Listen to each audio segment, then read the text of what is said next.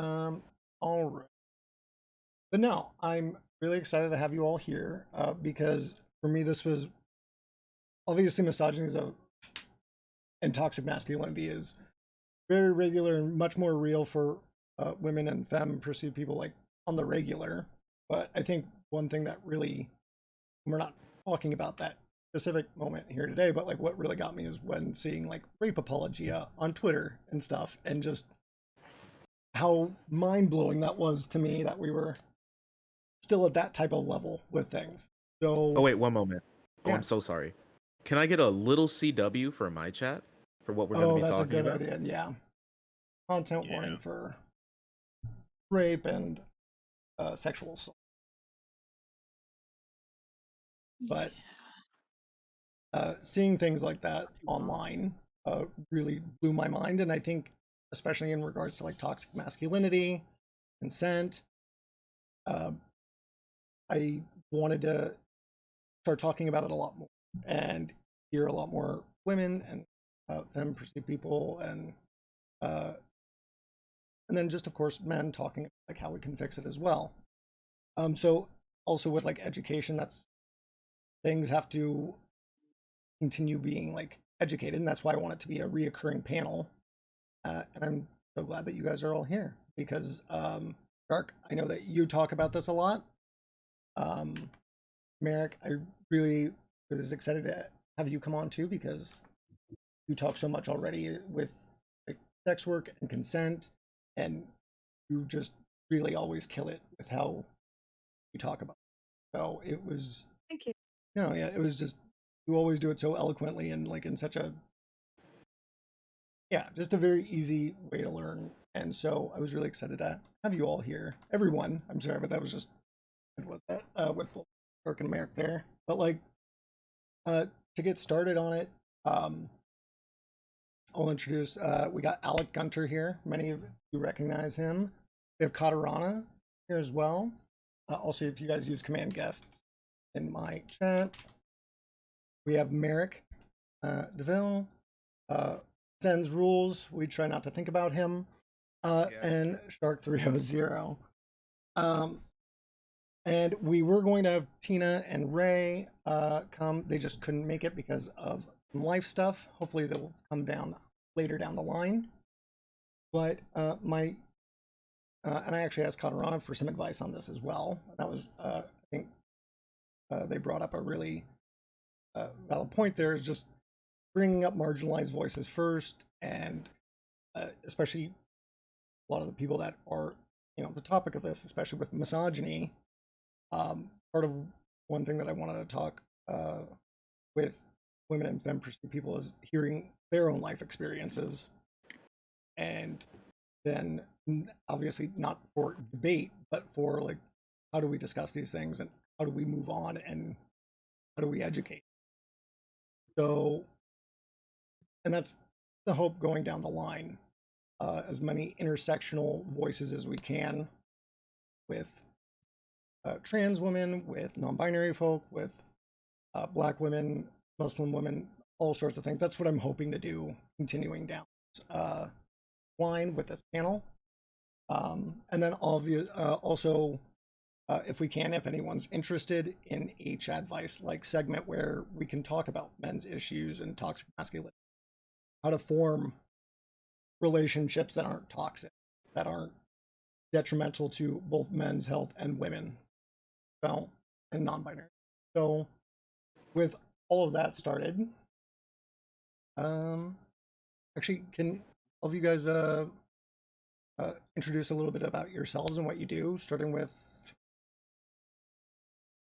start with Katarana. I don't mean to Sure. put you on the Hello. spot. No, it's fine. Hello, I'm Kat. You can also call me Katarana, or you can call me Katarane if you want to say it properly. It doesn't really matter. Yeah, I stream. I've been on a break for a bit as I get settled. I am a physicist. I am about to start a research program for astrophysics, but I mostly do stream about politics and whatnot. I also go by she, they pronouns, and I identify as non binary, but I do recognize most people that see me can recognize I have a twat due to the size of my boobs. So Merrick. Yeah, hey, you were just doing introductions, right? I'm sorry, I Yeah. was fiddling with settings. Right. So You're good. I am I guess I'm a streamer now. I stopped streaming for a really long time. I've been trying to do it for the past couple of weeks. Um, so I am, I think, mostly known for being a sex worker who is very prevalent in like a lot of Twitter lefty spaces. Yeah, so I talk a lot about feminism, I talk a lot about misogyny, I talk a lot about the left's relationship with sex workers, with the concept of sex work, and also with you know, I think like de I guess sort of like identifying and like deconstructing previously held beliefs about women and femme people. And I do a lot of like criticism of the left from the left. And I'm really, really happy to be here. I don't think I've ever been on a panel with you, Katarana. So I'm really like happy to be here with you. I'm really happy to meet you. I think I know pretty much everyone else here. Yeah, thank you so much for having me today. And Shark, thank you so much, Merrick. Um, uh, hey, what's going on, everybody? My name is Shark300. That's the word shark, the number 3, the letter O, and the word 0. I talk about basically nothing while doing basically nothing. I don't know why I have viewers. But this has turned out to be my job. So I'm gonna do what I can for my boys. All right. I love men. I am straight. I love men, and so that's why I talk about men's rights every now and again. I have a men's rights panel. I have a men's liberation panel with my good friend, Sond. We stick together like piano keys. And once he's done being banned from Twitch, we're going to start that back up again. And it's going to be fun. I think we should also have a Vermin, Vosh's friend, Vermin there as well to talk about hookup culture. I think it should be fun. I think I've spoken to most all of these people before. I played some video games with some of y'all, but I'm happy to talk about it. It should be fun. Yeah. Alec. Hello, my name is Alec Gunter. I started streaming about a year ago, starting with gaming, and then moved into politics because Hassan Piker is really the reason that like I started streaming at all. So I got some more confidence and started streaming more politics stuff. Catching up with all the. I cover a lot of news stuff. Cover trans rights lately, especially with all the bills going on. Once in a while, I'll do like men's rights stuff. We'll watch some videos, some good, some mediocre, and some not so good. That kind of have overtaken the men's space on YouTube, and kind of comment on the good, the bad, and the not very poggers. Yeah, yeah, the unpoggers, if you will. Mhm. We do some meme streams now and then, and like I said, I've been doing this for about a year. I've been having a good time, so I'm just happy to be here. I haven't spoken to Katarana at all, so nice to meet you. And then Merrick, we've talked a little bit in chat, and Shark, we've talked a little bit over voice, and Sens and Seaweed, of course, we're buds. So Yeah. nice to be here. And Bud number 2. Sentence. Yeah. Sorry, I was reading the chat. Yeah, my chat's gone a little bonkers today. Yeah, no, I'm Sens. Rules. You call me Sens or Speeners, and the community calls me or Speenus. Whatever works. Whatever works. I've been streaming for a year. I'm an aspiring ship poster and aspiring goblin motor. The things I'm probably the best at is like I talk about a lot of queer politics stuff because it's my community, and I'm also pan. And then also in addition to that, just kind of vibe on climate stuff because I have a degree in physics, but I also work in polling right now, so that's my job. So it's kind of just all over the place when I don't know, but I'm not burnt out in. Sometimes politics is like too much when I'm doing it all day.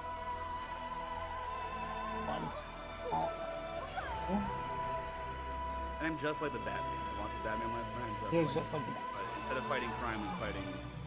I don't know. There we go. That was a banger joke, guys. You did good. Yeah, we're trying our best here. I'm fixing my sound alerts. I'm getting a lot of.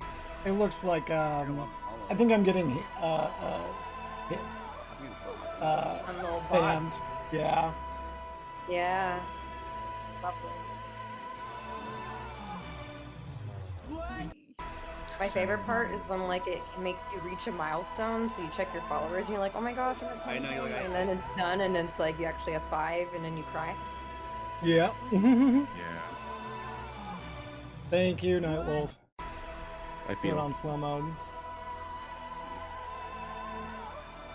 Alright guys, let me just fix this real quick. I'm just turning off my alert so it doesn't keep on just going off like crazy. Are you getting raided or what? I'm getting like, yeah, spammed. Hate raided? Probably. Oh, of course. That sucks, man. It That happens. might really be my sorry. fault. See, here's my first piece of chat advice. Do not hate raid. It's a bad thing to do. So Yeah. true. That's pretty not sexy. I didn't get hate rated yesterday, but I got a bunch of like sex bots in the YouTube chat. Nice. So that was really Whoa. interesting. Yeah, I got a lot of sex bots. So the second piece of chat advice today is do not make YouTube sex bots. Don't make them. Do not release them onto the internet. That sounds sexy, but I'm gonna venture a guess that it's not. It's really not sexy. Yeah. They're not What were they even- doing? They're not even promoting like a website or anything. They're just like, ooh, sexy big dick picture now. And you're like, Like no hyperlink at all. Just like go away. Yeah, there's not even a link. It just makes me feel. Ridiculous. It just makes me think of like the Rick and Morty sex bots. You know? Rick and Wait, Morty no, stuff. I don't know anything about this. What is this? No, they're like the gestators. They're like they found one on like some random planet, and they thought it was just like a sex robot, but then it ended up being like from an alien planet and like gestated a baby. So Incredible. yeah, it was quite interesting. Absolutely incredible. There we go. But, Just muted. Jesus. nice. Yeah, sorry, that might be my fault actually. I was like on the like top of like Destiny subreddit, so Yeah, there was a lot of I'm sorry. DGGers. That's what it was. Yeah. Of course, Yeah, it Why was sorry, were you them. on the top? What happened? I don't know if you want to ask that question, friend. Never mind. Sorry. If you don't want to talk about it. No, it's people find breakups interesting. I don't know. Whatever. Ah, Wait, who's breaking up? Oh no, here Oh. we go. I will. Oh Oh, no, good. I just had it no, on just like sub. Dylan and I broke up. Oh, Oh, I'm so gotcha. sorry. I didn't realize. Gotcha. That's cool. okay. Are you Okay. wearing kitty ears as well? Yeah, I mean, because I have the word cat in the name. They're so cute. Oh my Oh. god, I love that. That's cute. Yeah, a follower sent it to me, so I just wear it every stream now. My chat knows I'm doing a Catboy stream if I get to 690 followers, but they won't. They must not want it very hard because they're not telling their friends and their uncles. They're About me. unfollowing. Yeah. They're trying actively to prevent the Yeah. Catboy stream. Yeah, I know, right? Don't follow him. He's a cool guy. Are you but we gonna- can't- Are you gonna so you're wearing cat ears? Are you gonna wear like a skirt and like fishnets or like what do- what I- degree of Catboy? I want to get like a maid dress. You know, Nice. we're going full Catboy, full maid Catboy. Oh, I think I'll rock it. Thank you. Yeah, yeah. I did a fem stream when I was, what was it, I'll be 300 doing one followers later. in. hmm I think I rocked it pretty hard. And you were like comfortable, like you felt like it was fun. It was all right. I mean, it's effort more than anything. Like lots goes into makeup, and I needed my girlfriend to help me. Mhm. But you know, I Mhm. think I did okay.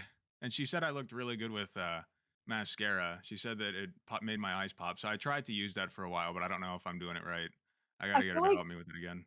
I feel Women like love so bringing that many stuff to you. men.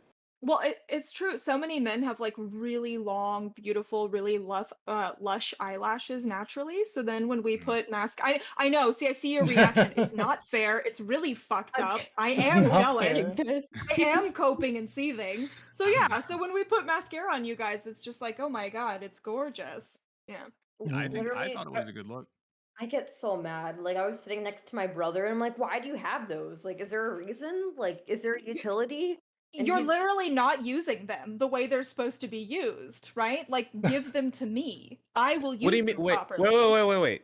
We are using them the way that they're supposed to be used. They This make is- you This upset. is the Yeah. discourse. That's the only reason. Damn. I'm So, doing a little listen, bit of boys. toxic femininity yeah, exactly. immediately The girls- in the So now we're going They for get- it. They're I so thought this was upset a with men's how rights little panel. it I'm takes leaving. to make us happy. So little it takes to make us happy, and they cope. And they Yep. cope. They'll be like, I can't believe you have a bed frame. I'm poor.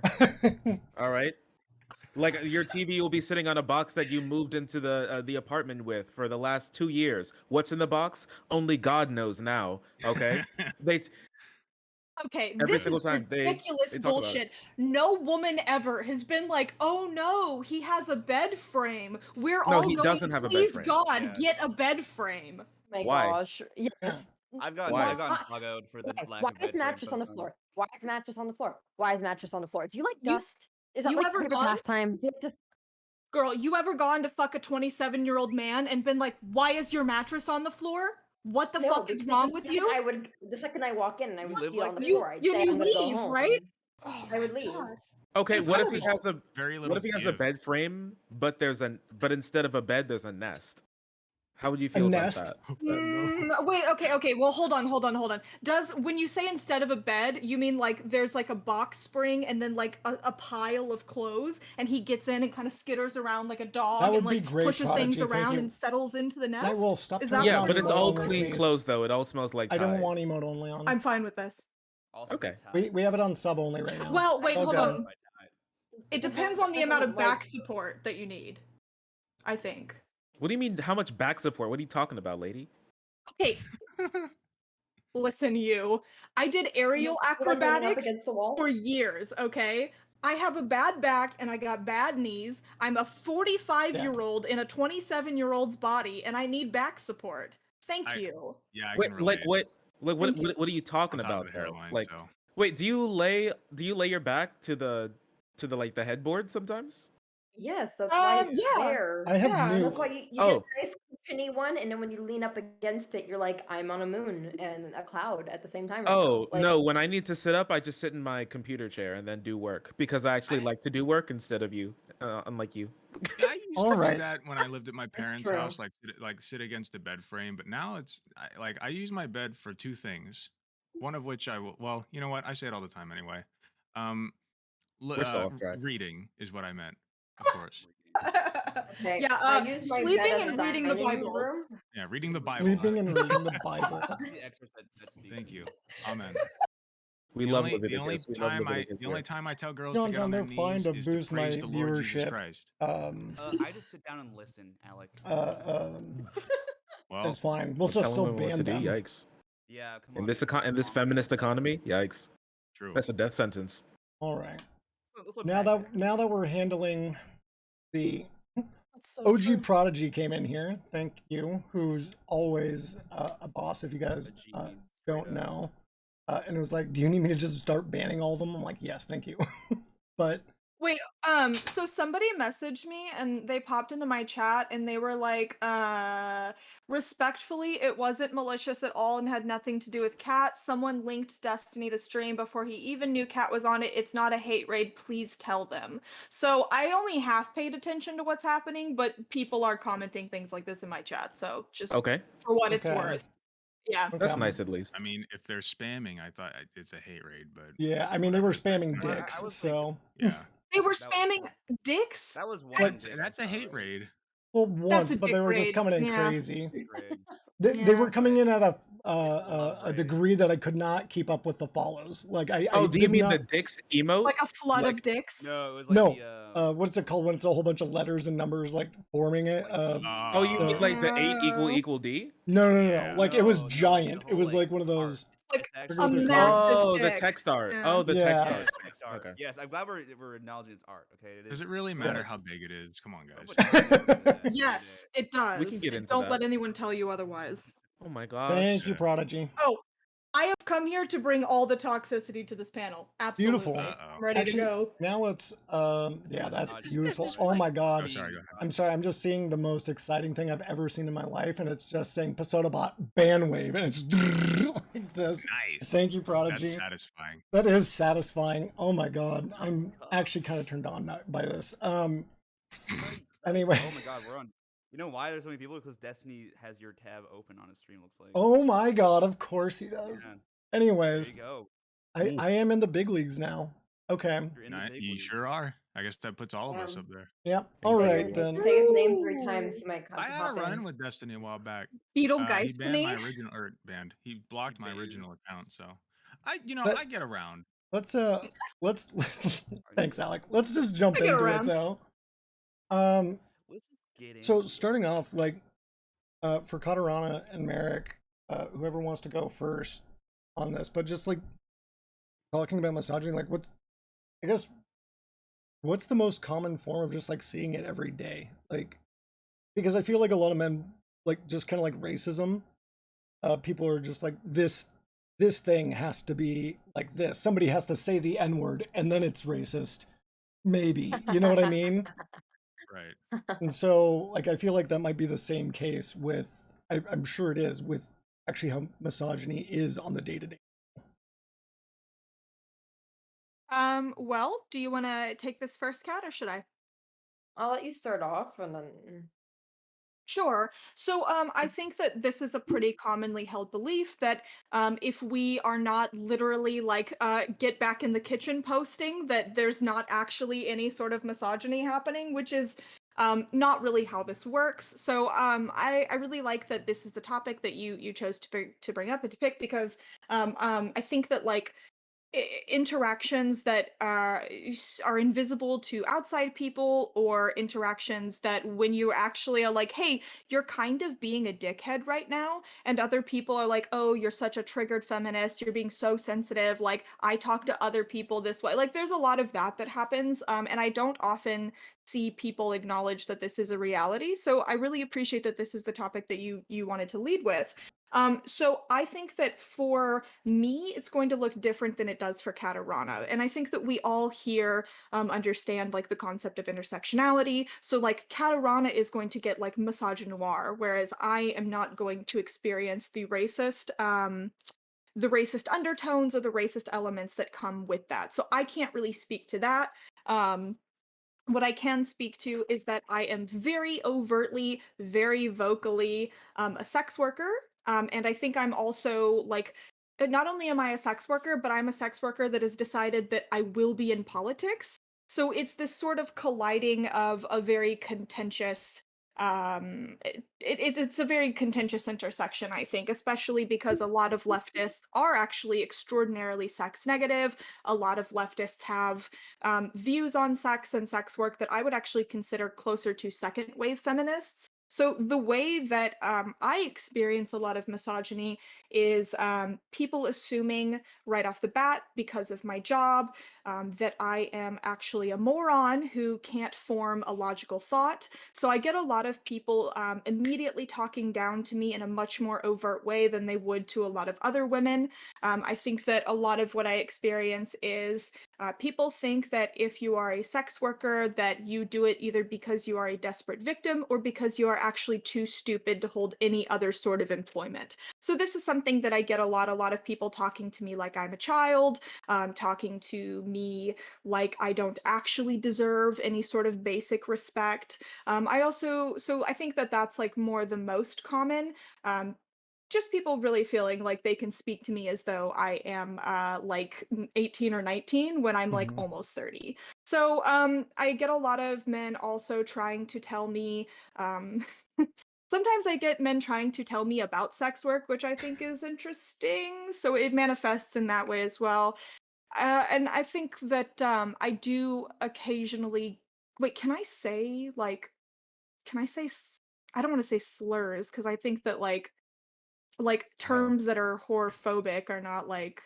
Yeah, but so I get a lot of very overt like you are a blank. I get a lot of that. I get a lot of people telling me that no one loves me, my family hates me, I must have been molested by a relative, that I don't have any self-respect, that like yesterday I was I get a lot of when I'm disagreeing with people on political stuff, people will go, oh well, it actually doesn't matter what you have to say because you're a blank, and when you die no one will care because no one actually loves you and you have no value. So I get a lot of that on the day to day. But I think that more often it's just the people assuming that I'm a fucking idiot. Sorry, was that kind of heavy? No, I just didn't know how to say and you're now Katarana. Like I didn't know how to like segue out. But no, yeah, I that's mean Sorry. fair. I've definitely seen that a Um, lot. Just like in response to you a lot too. So Yeah. but let me not mm, take up the space. Katarana. yeah, you're good. For me, a lot of it comes with like there's a certain amount of dubiousness about like what I'm in school for. Like some people think I'm lying. Like a lot of people like I've been on like panels where we talk about something space related, and then I'll talk about like aerodynamics, and people think I'm just like lying, like because like there's no way that like you have any experience with the stuff that you're talking about. Um, I've gotten a lot of things can end up being kind of intersectional because I sometimes can't tell on what basis is it that people are discrediting me. So like if I go inside of like some type of science-based conference and people will ask me like am I lost, and I'm not sure if they think I'm lost because I'm black, or do they think I'm lost because I'm a woman, or do they think I'm lost because I'm both. I guess for me I also get a little bit, at least right now while I'm like here, I get like comments based off of like my exoticism, which is really weird. So people will say like, yeah, like you're considered hot here because you're very exotic, and I'm like, okay. Um, yeah, I a lot of it is really generally based around intelligence as well. Um, yeah, I've like several times have been in a car, like with an Uber driver, we're, like just talking, and I say I'm in physics, and they're like, "You're a girl," and I'm like, "Wow, okay." On the bright side, I get free Ubers. I ain't mad. But yeah, still, a lot of it is just really like intelligence based for me. Um, I think most recently I've had like an issue where I'm looking for an apartment here, and I put explicitly in my like wants that I want like roommates to mostly just leave me alone if I need to have roommates, and like nonetheless people have still like messaged me and like been like, hey, what's up, girl? uh and then I posted like in the comments of the thing, like, why are people sending me these messages, and like some like guys have been like, you should talk a lot like better, like as a lady, the way that you're typing is very unladylike, and I'm like, uh-huh. So a lot of people do try to police like my language quite often, because people like often consider me to be like very foul mouthed and things like that. Like for some reason people have a lot of an issue with like, I guess, the amount of cursing I'll do, considering the fact that like I bleed once a month. I don't know why, but yeah. Yeah, no, I mean, Critical Ace Theory, a streamer, um, they use any all pronouns, and a friend of mine, they said that there's certainly an aspect of people assuming more femme presenting people are stupid, and I think there's also a lot of intersection with people thinking sex workers are stupid. Like Merrick mentioned, I think that combination probably exacerbates for her specifically, but of course that doesn't mean any of those things are true. Yeah, no, like I've seen that a lot, like especially with sex work as well. I think that's they see a lot more visible to me on the regular, especially like online, just because of like swerfs too, that internalized misogyny as well. Yeah. But yeah, just the idea that like even someone honestly came right in here just before, right before all the others did, and so I banned them before they all came in. But they said you post on OnlyFans, that isn't sex work. Like already gatekeeping even what you do. Like, um, I so mean, it's particularly funny because I've been in the industry for 10 years. I was a stripper who traveled across the country for 6 years. I did full service for a few years. I'm still potentially dabbling in full service a little bit here and there. I do porn. Porn is sex work. A lot of people, when you say sex worker, they think that you are a full service sex worker that walks a track on the street in a bad part of town and has a pimp, because people don't know what sex work means. And like, this is another thing of like people trying to tell me what my industry is what parts of it when they don't actually have the faintest clue of what they're talking about because they've never looked into it and they have some weird impression of what they heard growing up or received via osmosis from the culture around them. And they feel confident enough that they actually must know better than me, someone who not only has done this for a decade, but has actually done like extensive reading and like research into my own field, as well as the history of my own field. So yeah, there's a lot of that. You're telling me that sex work isn't just like the girls that I pick up in GTA? It is not just the Right. girls you pick up in GTA. It's true. No, Yo, no, no. what It's the not heck? just them. It's the strippers in GTA as No, well. Actually, You're now that right. we're kind of It is. Yeah. on that, actually, Shark, and you can keep going with that, but like, because honestly, what is, I think, especially being like starting younger, um, like when did you recognize anything as misogyny or just like regular? Like, I feel like that's a big part of growing up to someone or like, assigned male at birth is that like these things aren't misogynistic. That's just how things are. Is kind of often like how it's viewed. Like, right, women are supposed to be married and providers and cooking and whatever. And we play games like GTA as much as they're fun. I'm not saying that promotes all of it, but I don't know, just to Oh, well, I mean, it's interesting to like Kat and Merrick's point. It's actually super interesting. I looked into this not too long ago. There's a little thing where they made a new little AI chat bot that you can like talk to and whatever. And there was like a whole Reddit dedicated to how bad you can treat the chat bot and see if you can get the chat bot to like kill themselves or something or right and obviously the whole thing was pitched as like, whoa, your new AI online girlfriend type thing. And so people like were getting like really connected, and it was really interesting because they did like a little bit of looking into how they treated these bots, and the people who specifically saw the bots like as women treated them worse, right? And it's really interesting because the development of Siri and Alexa showed that as well. Because when Siri and Alexa came out, when you ask them like stupid questions, they'd respond with the sort of like customer service, really passive answers. And with those really like passive answers, people felt more and more like confident to be shittier and shittier to them. They wanted to treat them like worse and worse and worse, right? And so like on that Reddit as well, once they would do like typical sort of relationship like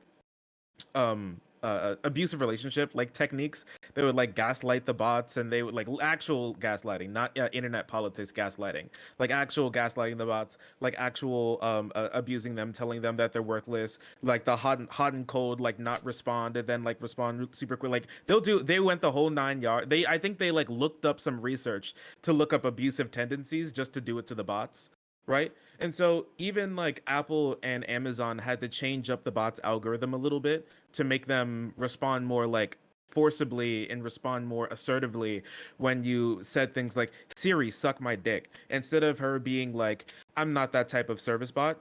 Or she would say, she was used to say that, right? And now she just says no.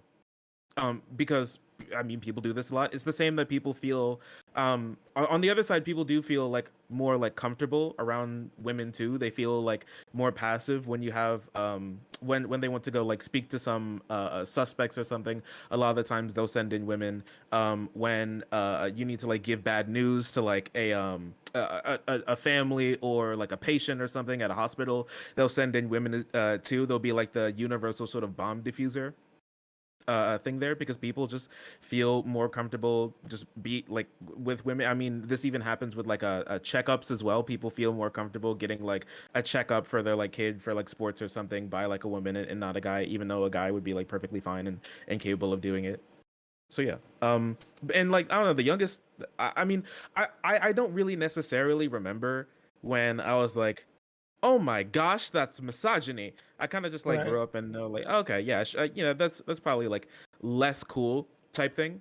I mean, I grew up with the same sort of like 14-year-old like edgy comedy. In grew up on the internet a bit. Those sort of jokes were just kind of they were just in there, dead baby jokes, rape jokes, everything, right? Just as I grew up, they just became less funny.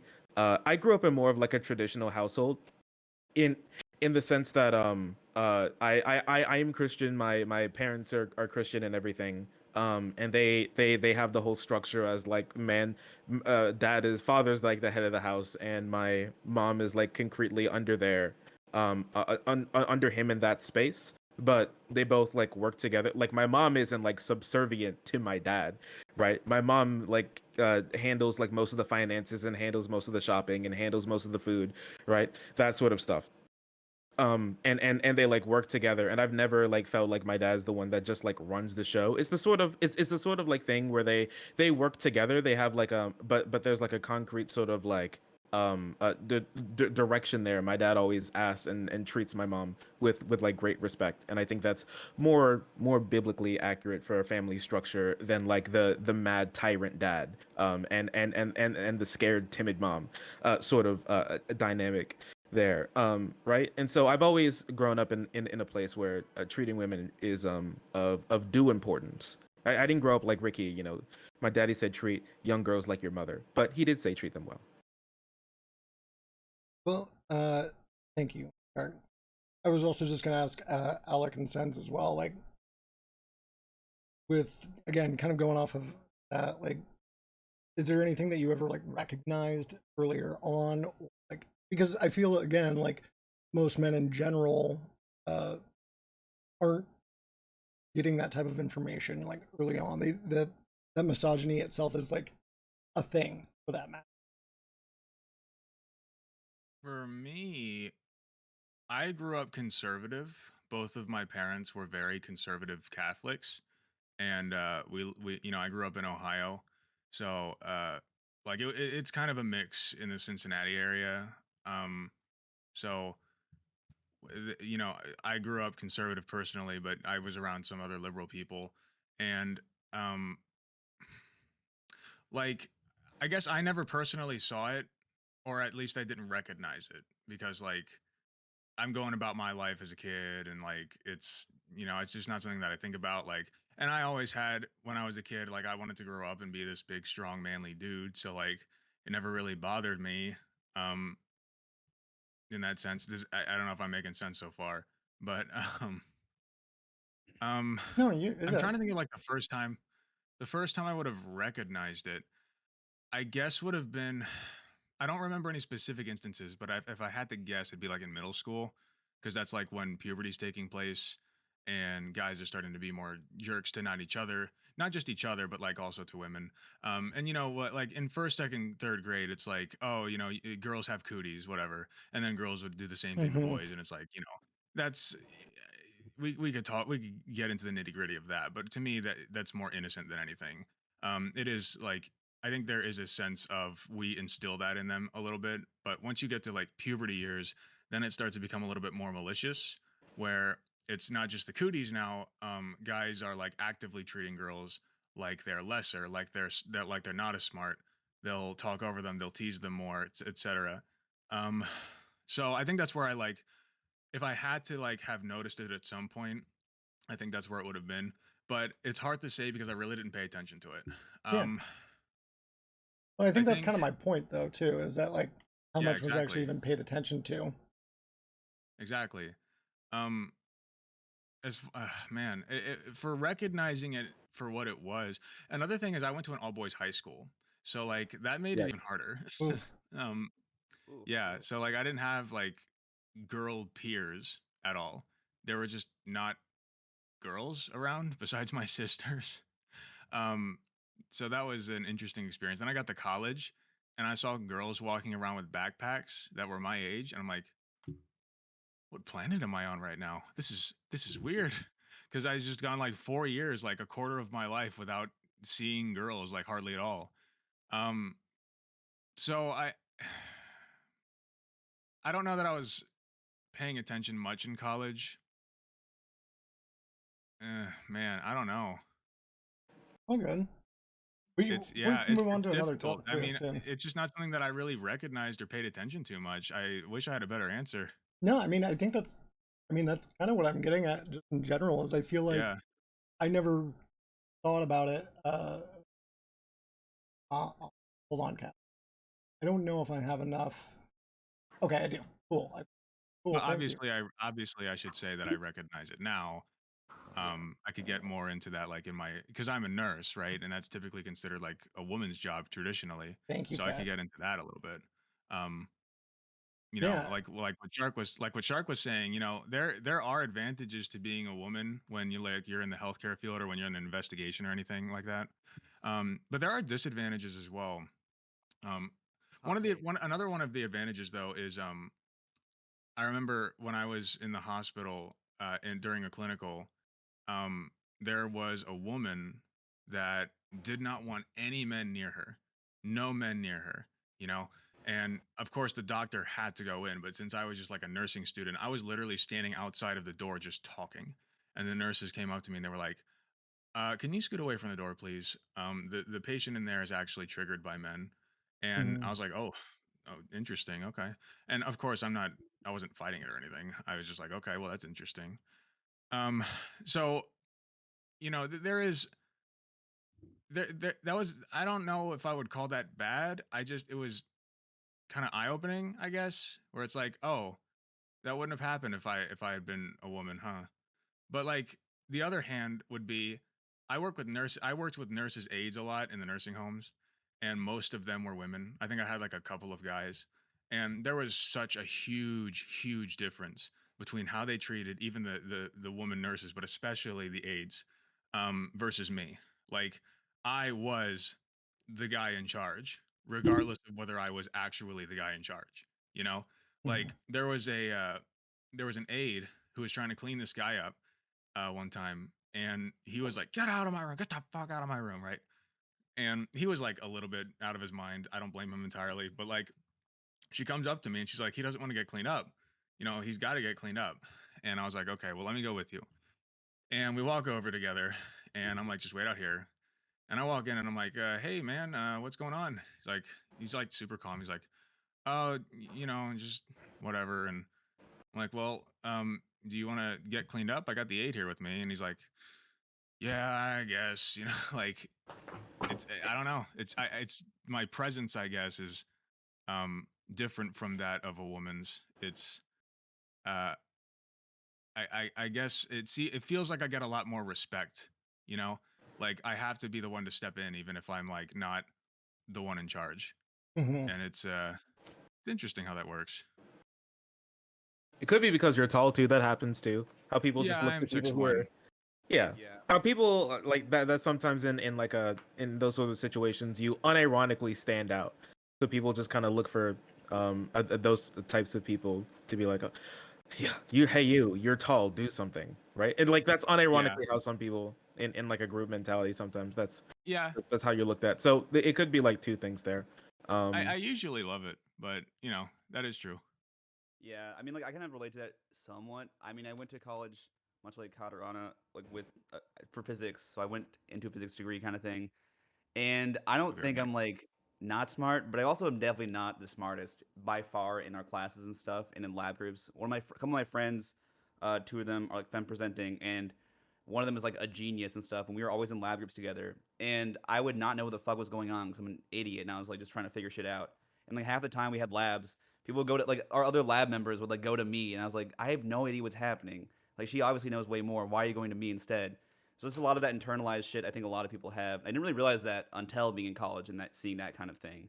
Just like especially in like something like STEM. STEM is super skews super, a lot more men in STEM than are women, and yeah, a lot of just like internalized sex. Like a lot of people that are sexist in STEM don't really. I don't think they recognize it a lot of times. A lot of times they just don't exposure to women too, because a lot of them are like, what you'd expect to be a physics major or a CS major or anything like that. So like yeah, so that kind of was not a was kind of that's part of the reason I don't actually work in STEM too. I didn't want to go into physics right after doing school for it because I was like so annoyed with a lot of people in it.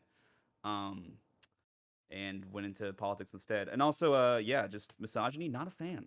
Some might say that's Not a huge fan. a hot take, but not a huge fan of misogyny. Merrick, I saw you raising Mark your me down. hand. Cringe. Misogyny's cringe.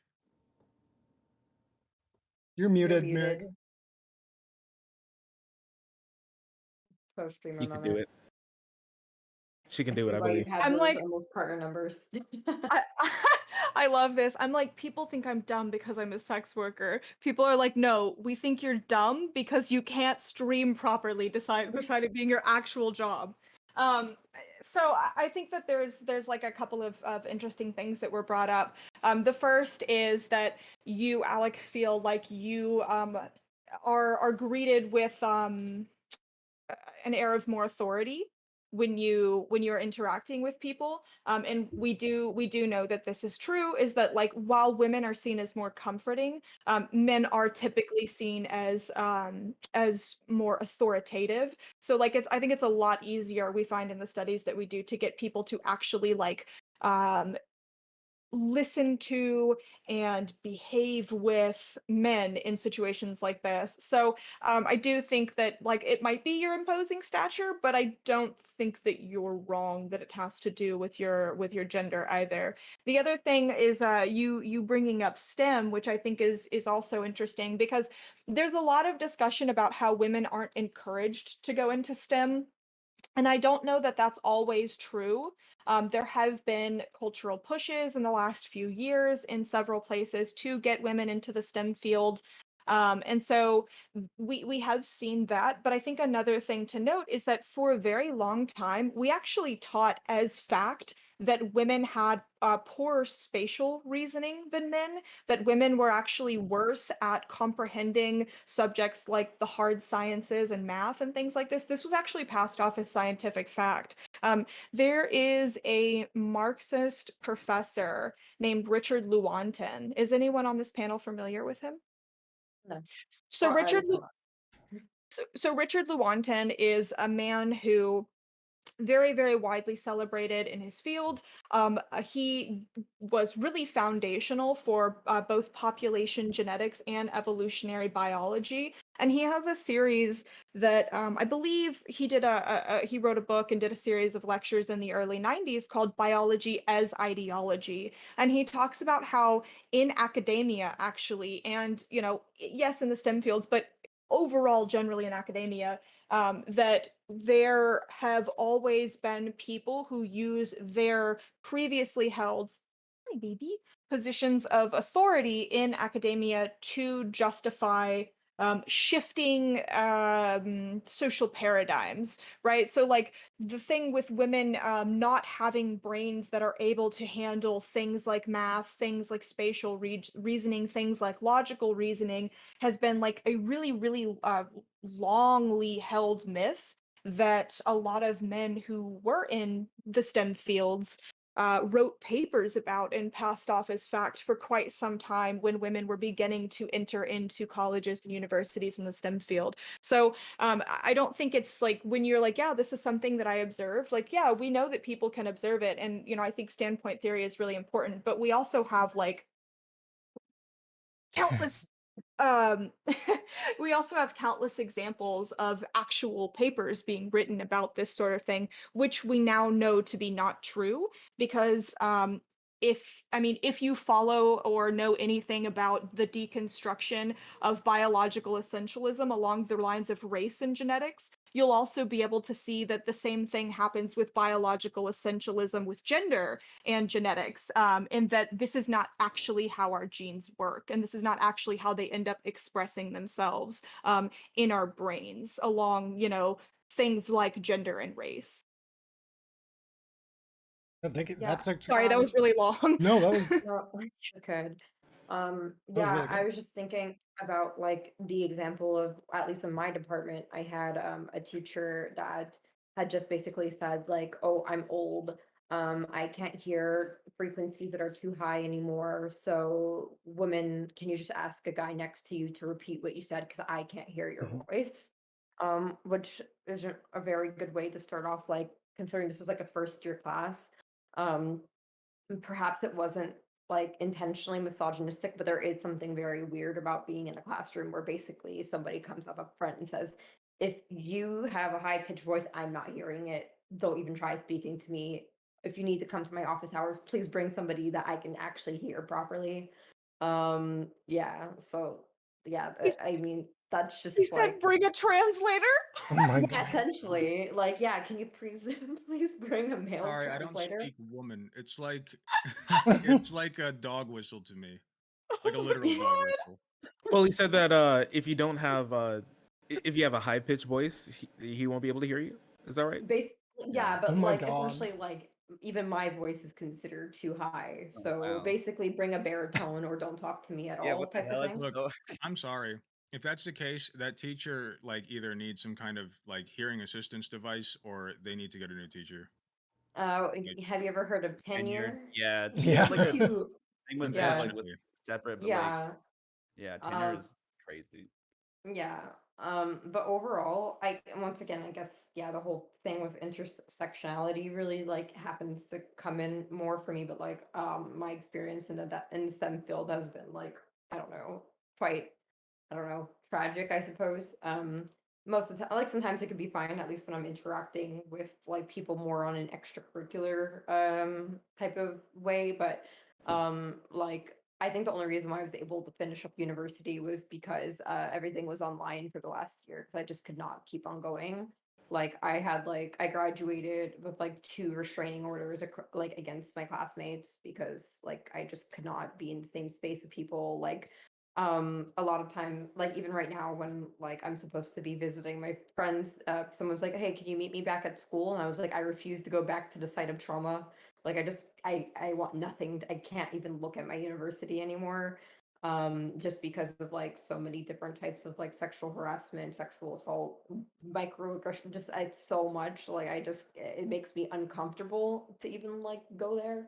And it's really strange because some of the people that I've interacted with that I've had really severe issues with, since I was the only like um black non-man in my entire department, other, like non-men, I'd speak to them about like the particular person. They're like, oh, that guy, oh, I love that guy. And I'm like, huh? Mhm. And I suppose a lot of it just came a lot from the fact that like I was so very easily able to be like targeted as the only non-white non-man person in the classroom, that like, yeah, I had experiences with people that people were like, oh gosh, he's so great, like, oh, I love playing kickball with Kevin, and I'm like, Kevin's a rapist, like. So yeah. Yeah. Especially at small schools, that's always it's weird. And like 'cause also the way that guys handle a lot of times just like kind of writing it off like, well, yeah, he's like a quirky guy or he's a nice guy. Like I haven't had any bad experience. Like kind of just ignore it, right? They're just like, oh well, he's been nice to me, kind of thing. It's like that's not the fucking point, you know. He never Um, raped me. I don't yeah, you never understand what raped your me. I issue don't get why is. you're Look, mad. he held a whole ass door for me. What do you want from him? Yeah, Like, come on, man. Yeah.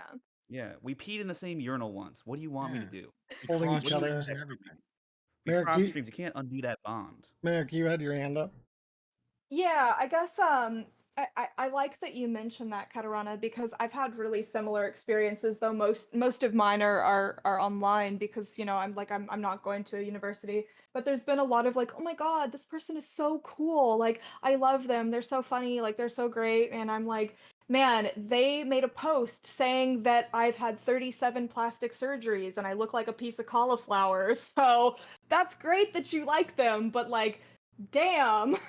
Like there's been so much that I've experienced online where it's like, oh my God, this person is so cool, but I don't know why they've made like 10 deranged hate posts about you, and it's been like a struggle to get people to understand that like they might be like really quirky and have great like dunks and great chemistry with you, and they might be really cool to a lot of other leftists, but if they saw a fake screenshot about me that a bunch of people are like, hey, that's a fake screenshot, and then they continue to go on and be like, look at this fucking plastic bitch, like they say crazy shit like that, they're not actually a good person. And I think it's like been a really uphill battle trying to get people to understand that like if they're saying these horrible like misogynistic like hateful things about me as an acceptable target, like a socially acceptable target, that's who they are as a person.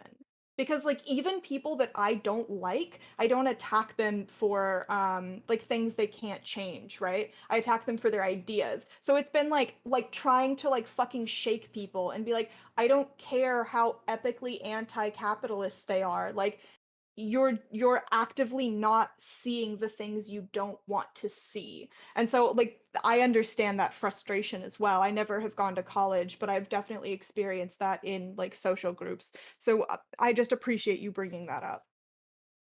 I'm generally like really frustrated, I suppose, when people like give that as a retort of like, oh, but they're cool with me. Like I had a friend of mine send me like a Sam Harris clip like about him saying like Joe Rogan's not a racist, like he's never done anything racist in his life. So I'm like, wow, I'm so proud of you, person that is not experiencing the thing. I'm so happy that you haven't seen them do a racism, like they haven't kicked any black people down the flight of stairs in your presence. Wow, that must mean that they're really cool. Like why are you talking to me? Like, I'm sorry, like, are you in my shoes? Like, I don't care what your experience is.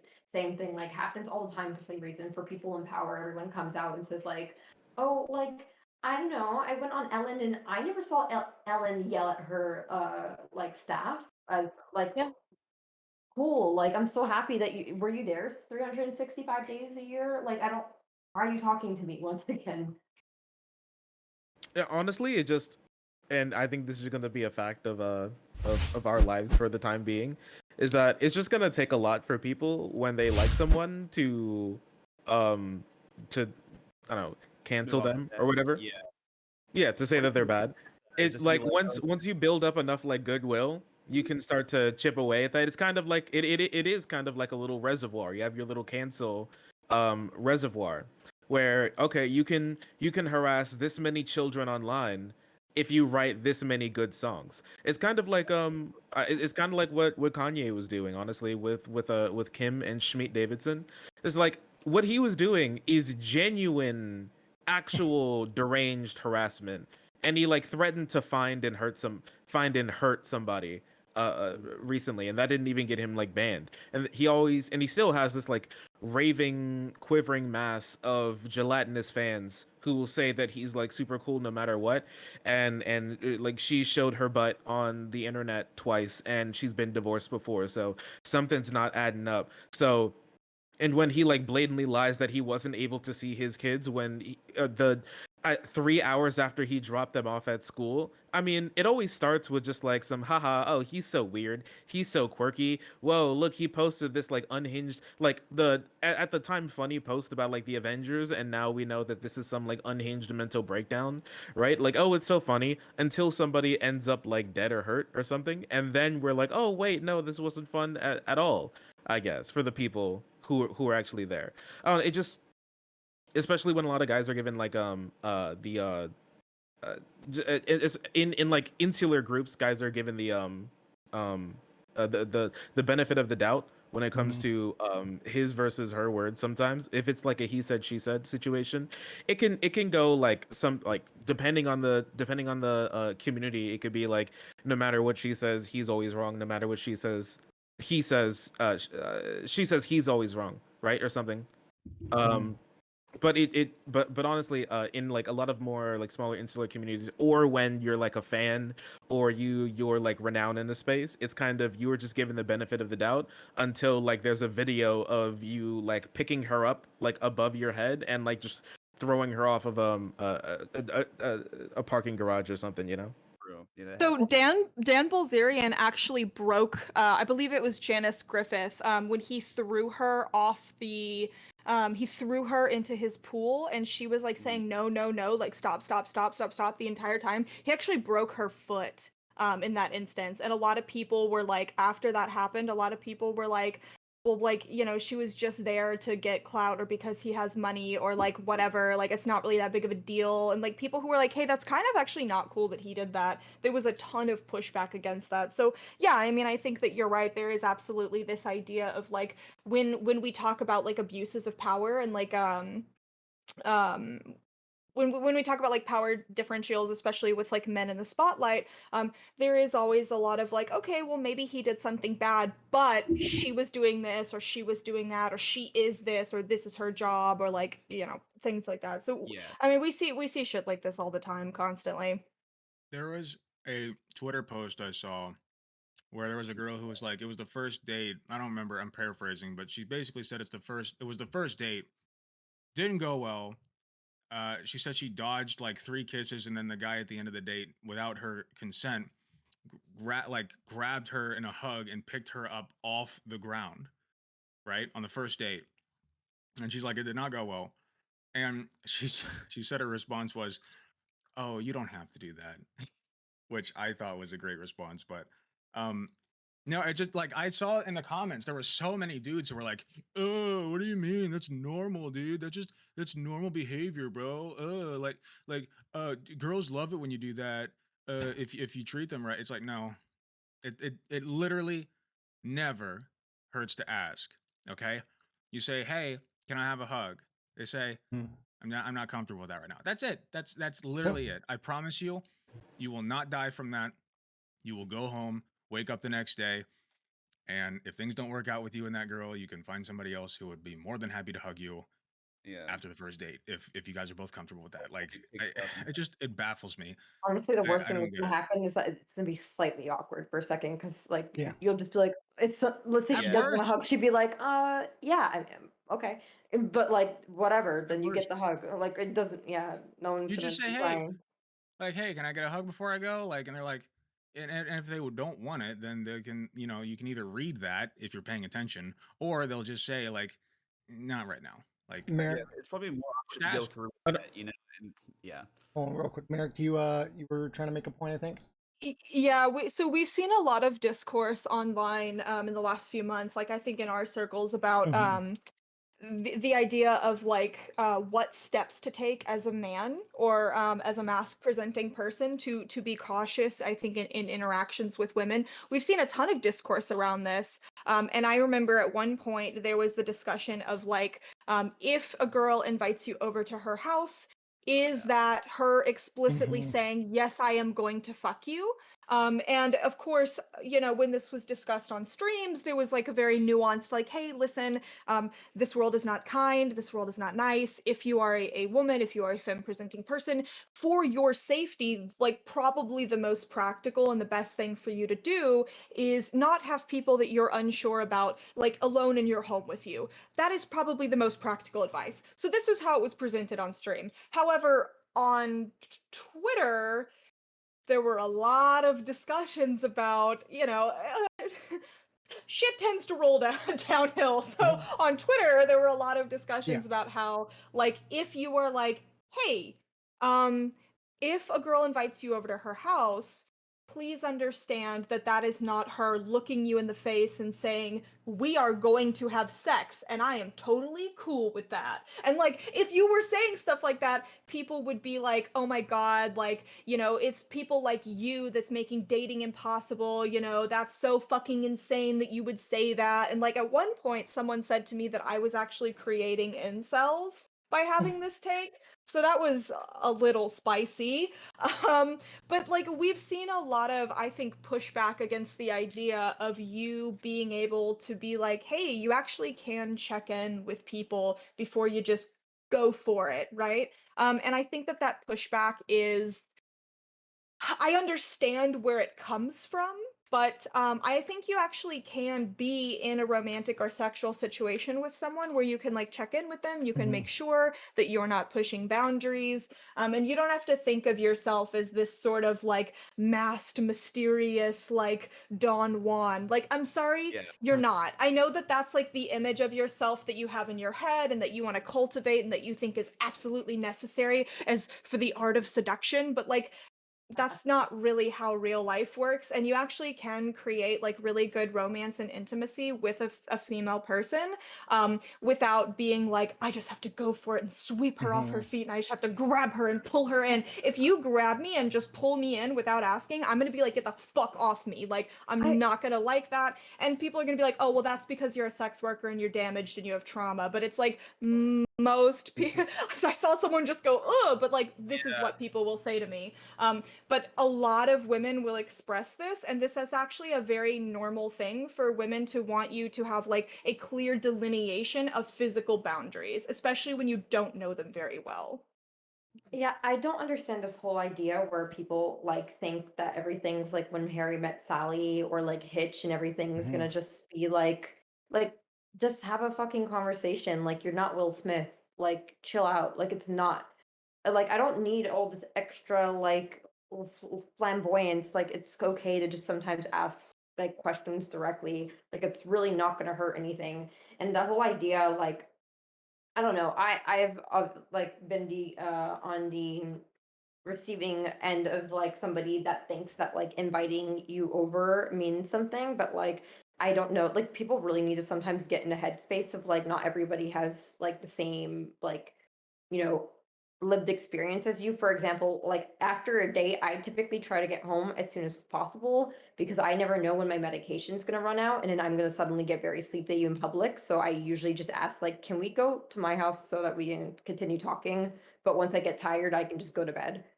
That's usually I usually try to have dates as close as possible to my house so I can go to bed very quickly. So that would be the utility of that type of thing. Like, yeah, come over. You seem fine, but I just want to drink juice. Do you want to have juice at my house? I have a lot of juice. Um, like, yeah, I don't really I just don't like any of these different types of weird like discourses because I think all of it's just like I think everybody thinks that like if they've seen like Roosh V and like Richard Lauriana like enough times that they all think that they're like a pickup artist and it's like even like even if you are copying what they said, like I've seen these videos, they're cringe. Like you know, what about you watch those videos and do whatever the exact opposite is? Like if they say don't ask consent, ask a lot of consent. Um, please. Yeah, there's just like so many different things where people like think that like what it means to be like really sexy is be like as like dominant as possible and like do all these different like oh the lady will be having steak and like no, like I know what I want and I can order it myself and you know, like just all this extra shit and it's like I have bodily autonomy. I can open my own door. I mean, like Yeah. I don't I'm not particularly picky about this, but like I can open a door. I'm not that fucking dainty. Um yeah, I don't I think a lot of different things are like rooted in like a mixture of like chivalry and misogyny and how about we Mhm. just stop doing both? Well, I mean, a lot. I feel like we have a lot of like broken old like courting era relationship stuff that's been brought over, but we've done like a pretty decent job at like deconstructing a lot of masculinity, but we haven't like put it back together again. Um, Oh yeah, masculinity deconstructed. yeah. So we've like smashed Yeah, it, and good we do going, love going down the smashing. That's Heck good. yeah! You're gonna take my daughter out on a date. You're gonna take my blonde hair Daisy Duke and daughter out on a date. Huh? You're gonna take my beautiful Hell yeah, blonde hair brother. Daisy Duke and daughter out on a date that I love. I love her. Show me a I'll be penis, damned. And right? Paul, just to let you know, But I if you think just oh, go check the ahead. DMs real quick, just and you're good, Shark. You can keep going. Just because I saw so many hands up, I was just kind of giving you guys an Oh, you're order fine. of how to go I next. appreciate you. But keep on Sure. going. So we've been able to like smash it, but we haven't put it back together. So I think a lot of guys still, and I think the left has done a pretty bad job as giving like a space for guys to be able to learn something, right? And even on top of that, we like shit on a lot of guys for even attempting to try to learn and Mhm. anything. Hey, listen, when I was going to give my first kiss to a real live woman, it was like planned in advance. Like tomorrow was going to be when it happened. Yeah. Okay. And you know what I did? I looked up YouTube videos. All right. I looked up YouTube videos about it. That's how I figured out what I was going to do. Okay. I got the Wing Girls. I think you can even still find them. All right. And this is like here's how you give a girl a date. Here's how you give a girl a kiss. Here's how it works. We're gonna help you make sure that this isn't gonna be like super weird and awkward. And you know what? It did freaking help, right? But like that whole space has been consumed and devoured by like the pickup artist. You look very portable today type dudes. Yeah. And the thing is, even if you don't necessarily agree with them or anything, what happens is that we've just on the left we've just been like, ayo, fuck these guys are cringe as hell, they're so stupid, and they're like, dude, freaking sick, man. Yeah. They are cringe. Like Now without giving what? you any actual advice. Right? Yeah, they're cringe. Yeah, it's but like now what? Now what do I do? But how Chill. actually how do I Volcano, all talk of to a them. girl? yeah, but Right? yeah, how do I Because talk it's to girls? weird. Like social reaction, like social interactions are weird. Yeah. All right, guys are Sacrifice them weird. to the woke Women are gods. weird. All right, let me. The first date that I went, but the from like one of my last relationships, my long term relationships. Okay, the whole thing where it was like, oh, she doesn't want to like hug you or something, right? I was looking for a kiss, like after our like second date or something, and you know what she said? No, right? She just straight up said, not even just no, like I can't. Not even just a no, like I physically can, and I'm like, oh, it's over. It's over, dude. Yeah. I've ruined all of this, and I was like so sad. But then she like texted me back, and we kept talking. And guess what? We dated for like a year and like almost 2 years after that, right? She just couldn't because she just liked me too much, apparently. And I that's when I learned that apparently someone can like you so much that they don't want to kiss you, actually, Yeah. which The way is they so treat you, like, weird. So weird, and you would think like if they say something like that, that means that like it's over, but it's not like a one-to-one. Like it's really difficult. It's really difficult, and it's really alluring when someone gives you like a play by play. I think the best thing that I remember from this is Nick Fuentes when he got bodied by Sydney Watson, and he was like, I mean, I know how women work, okay? I know how women work, and she was like, have you ever been on a date before? No, but next question, please. I watched some pickup videos, and you gotta hit the same buttons. It's the Mhm. same little song and dance to get girls. And the It's thing it. is, like, yeah, this It's what they teach you is like, here's your book, all right. Here's your cheat codes to hack yeah. any woman, hack the dating world, and you can do it, bestie. It'll And then all work out. But like yeah, the same inputs will not get you the same result with every girl. right. And Absolutely even not. just like outside of like a strategy or like kind of the way you approach women, like and how that's framed, like even if you approach it from like a better perspective, you're like, oh, these guys are cringe kind of thing. It's still so internalized a lot of times. In fact, of like, yeah, like I said, achievement hunting kind of thing. It's like if you Mhm. don't get kissed on like a certain date, it's like, oh my god, it's over, it's done. I'm bodied. I'm gonna become a right wing streamer now, like that kind of thing. Like that's I was so close. yeah. Exactly. Shark was on the edge. He was like, this could be it, you know.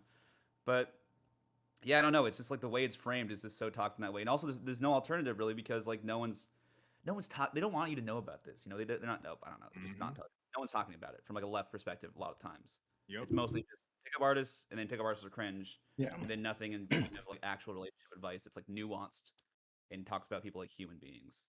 You know, I know quite a bit about aerospace engineering.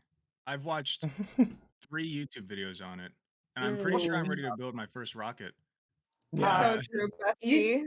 You know? see, you're kidding, but like I've literally had people like come up to me. Like I knew this one guy that didn't even like finish like I think grade Yeah. 10. So he didn't do geometry and he was trying to argue with me about like dark Thank matter. you, And I was Sans. like, Oh what? yeah. Like, are we doing this right now? He's like, dark matter isn't real. I'm like, are you actually talking to me right now? But like that's just like the confidence that like people will come up to like women and be like, dude, I saw like a full ass podcast, so I'm ready to argue with you about this thing that like you have a master's in. Like, you ready? And I'm like, what? What? Like, Right. where? Huh? Hmm? The Yeah, it's hubris of lab coats thinking they know more than me after skimming through the Wikipedia article and watching a From Science video. Yikes. I I misunderstood. literally just saw like a whole ass I don't Kukajart know. video, so I'm ready to roast your ass. Like, But okay. but unironically. Yeah. Oh yeah. Bro. You guys So want to hear I a funny story? Oh, sorry. oh yeah, no, go ahead. Go I ahead. was gonna tell this earlier. Back when I was like 18, I went on a. This is embarrassing, but I went on a date from Meet.me. It was an app. I don't know if you guys ever heard of that. It was this I pretty girl. remember I remember this. Because we Yeah. were on the topic of like girls inviting you into their houses and stuff. So we like went to the park, we got Chipotle, whatever. It was a cute little date, and we got along. And she's like, "Hey, do you want to go back to my house?" And I was like, Oh, "Oh, okay, okay." Like it didn't really hit. I was just like, "Oh, well, this is unexpected." So I like drove us back to her house, and she's got like this big ass house, unrelated, but it was nice. And she had hey, us what's the like sit address? down on the couch. What? What's the address? I want to look it up. I just want to see what it looks like. Yeah, hold on, let me grab that. For research purposes, I'm gonna need We to. like sat in separate like love chairs, you know? Like she kind of sat across the room from me and I sat like in one and she sat in the other. And I just kind of like pet her dog and we like awkwardly talked a little bit more for like 10 or 15 minutes. And she was like, do you want to go? And I was like, I don't know. Like I had no clue what was going on. I didn't know. I didn't figure this out until like years later when I'm like Respectful king. looking back and I'm like, oh my God, I think she wanted to smash. I think she wanted to do stuff. I never asked. It never even occurred to me.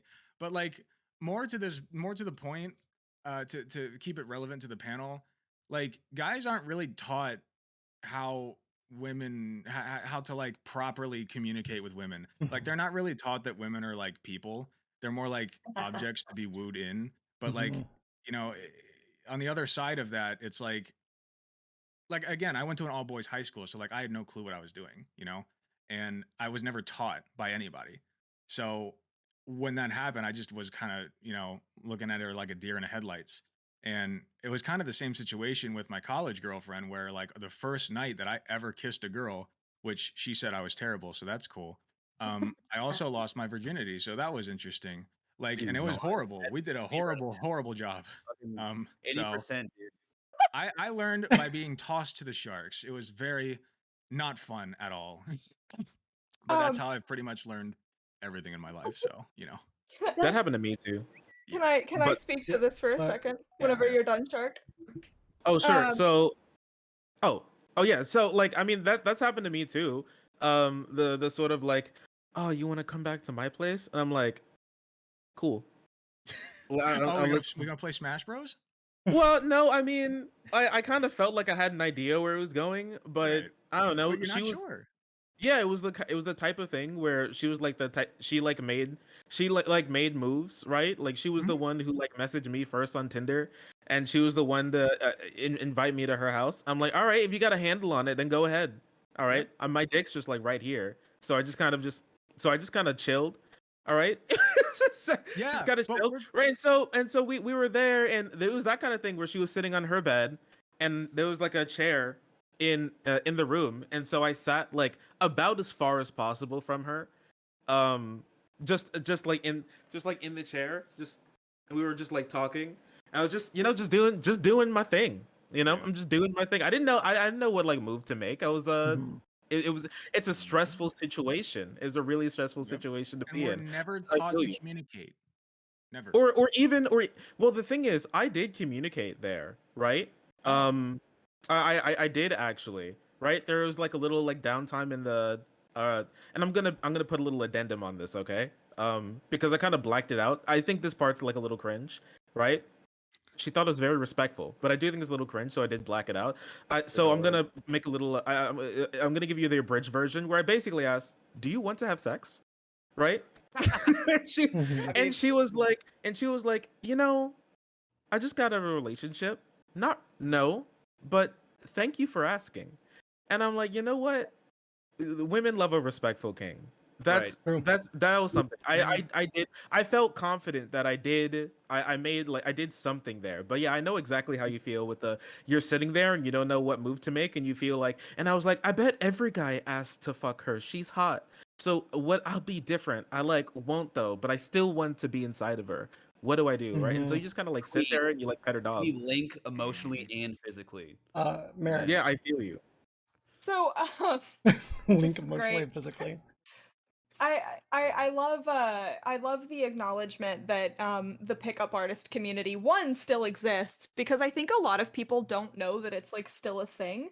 Yeah. Because I'll be tweeting and I'll be like, hey, just so you guys know, Fresh and Fit had like 8,000 viewers on their live stream last night, and their co-host got out a fake sword and made jokes about how he was going to behead one of the female guests, and people will be like, Jesus. So true. what? I actually posted the clip of it online and people are like, what? What's going on? What is this? What am I looking at? Who are these guys? And I want to be like, these are like the second largest pickup artists that exist online. How do you not know who they are, right?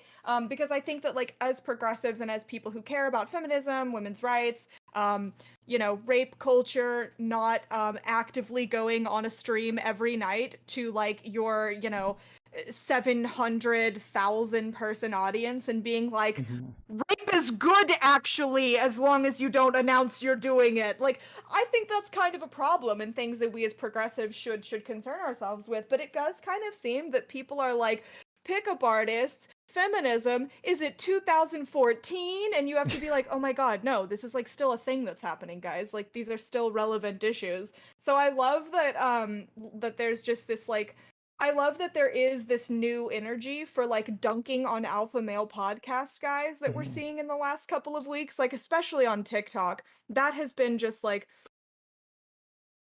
The soul Wojak. fuel to see. Yeah, like I'm soying every time I see it. I'm so happy. But yeah, I mean, I do think that you know, there are a lot of guys in lefty spaces and in progressive spaces that were like, I really wanted to be inside her, but I did not want to scare her, so I said nothing. And like, and I hear That's this all true. the time, And I and said nothing. so I did nothing.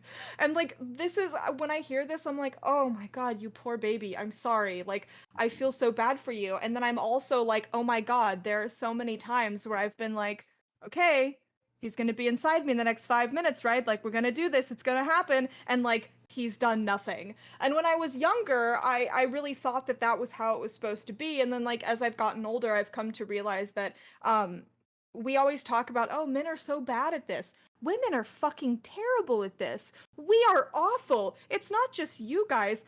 We fucking suck at this too. Like, I think that there are so many girls who don't know how to be like, you seem uncomfortable, but like, you know, like Mhm. here's what I can say to make this situation better. Or like, I think a lot of girls don't know how to be like, I would like to have sex with you. Like, let's do that. Um, I think like it's really funny too. I have always been in my relationships the person that's like, I like you. We're going to go out. You know, like Mhm. this is what we're gonna do. This is when we're gonna do it. I'm gonna take you home, and I'm going to have sex with you later. Like I've always Oh been my that gosh. person, and guys are like, oh, okay, cool. Like, yeah, like that's always like Man is I've always been that person. is a Labrador But at that point. yeah, no, I yeah, mean, like like someone says you're gonna, yeah, you wanna, they wanna take you to your favorite restaurant and they're gonna pay. I mean, yeah, okay. yeah. But so my current relationship, I was like, okay, here's the deal. I like you. I'm going to attempt to date you. How do you feel about that? He was like,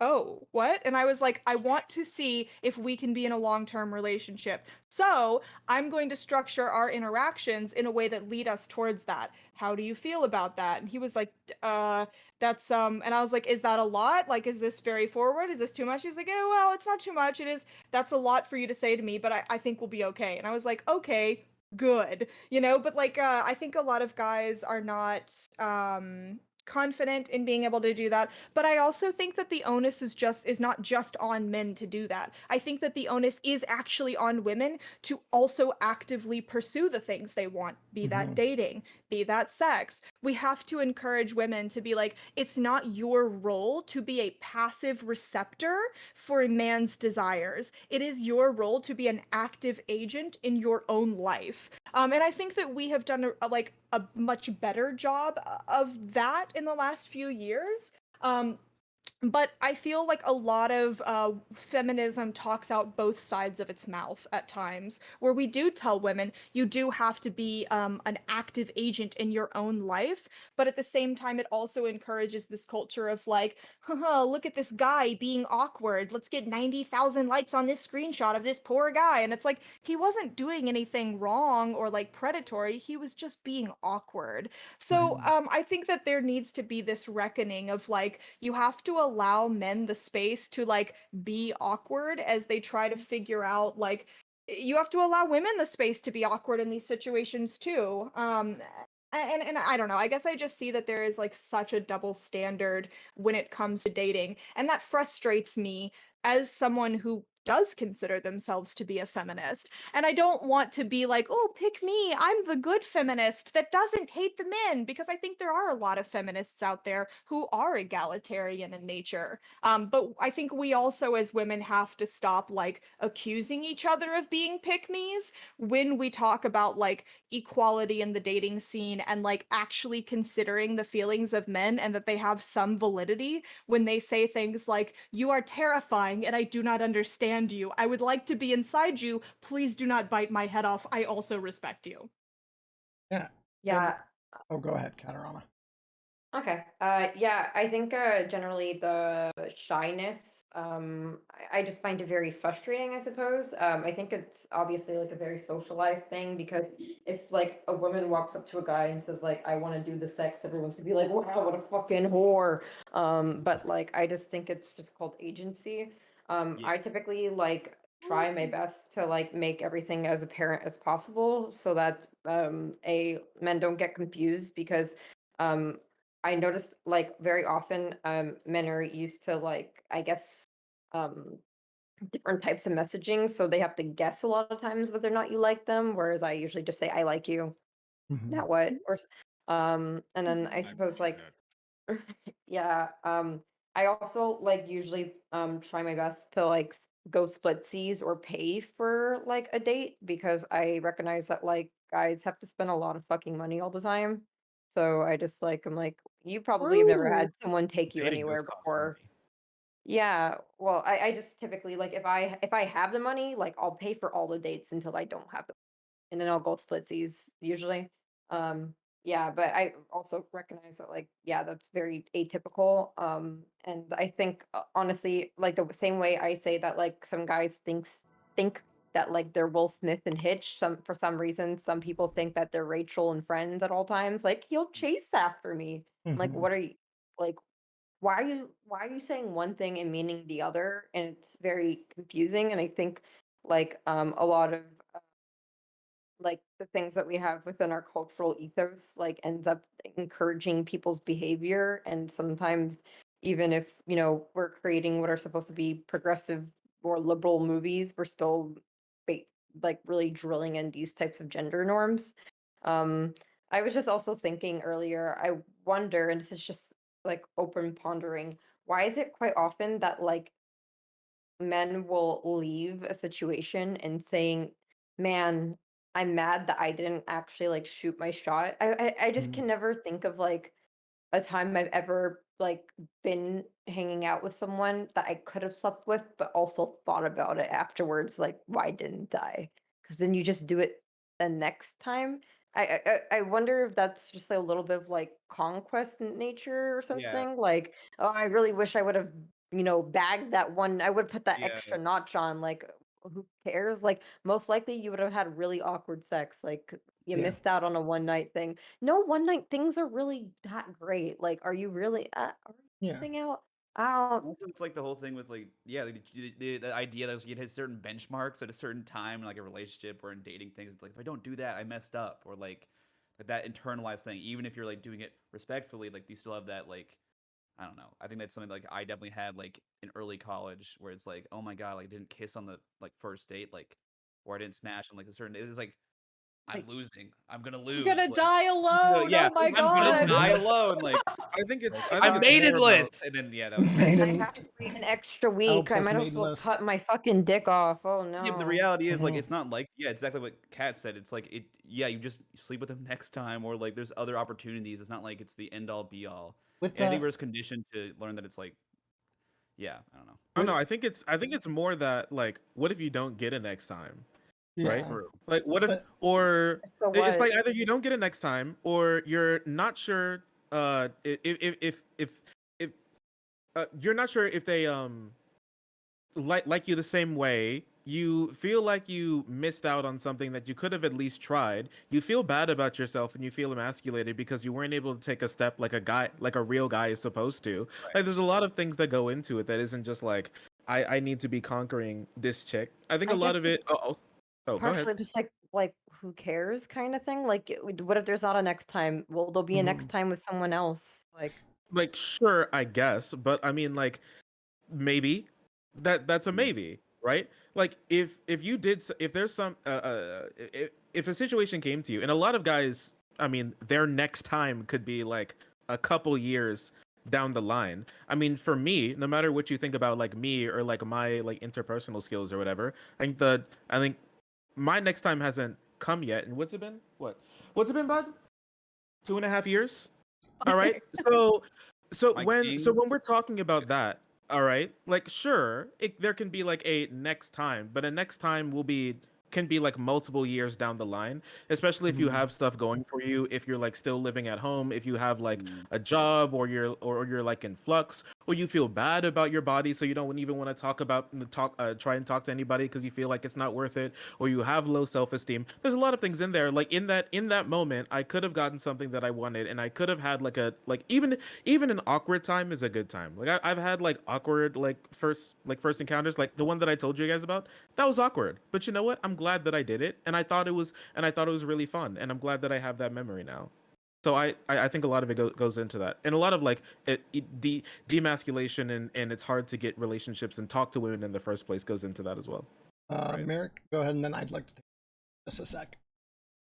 I think it's really interesting, Shark, that you bring up this idea of like I think unequal opportunities. Because this can be a very difficult concept to grapple with, right? And so I understand your perspective of that playing a role, because I do believe that a lot of people in general are very like touch and affection starved, especially when we're living in a time where we've been living in a global pandemic for the last 2 years. So it's like, we're not really getting the same kind of contact that we were. And while this does happen for women as well, I think women on average tend to have more built up social networks, where they have other kinds of connections and other kinds of like friendships and like broader support systems. So I do like, I think it's important that you put that perspective in.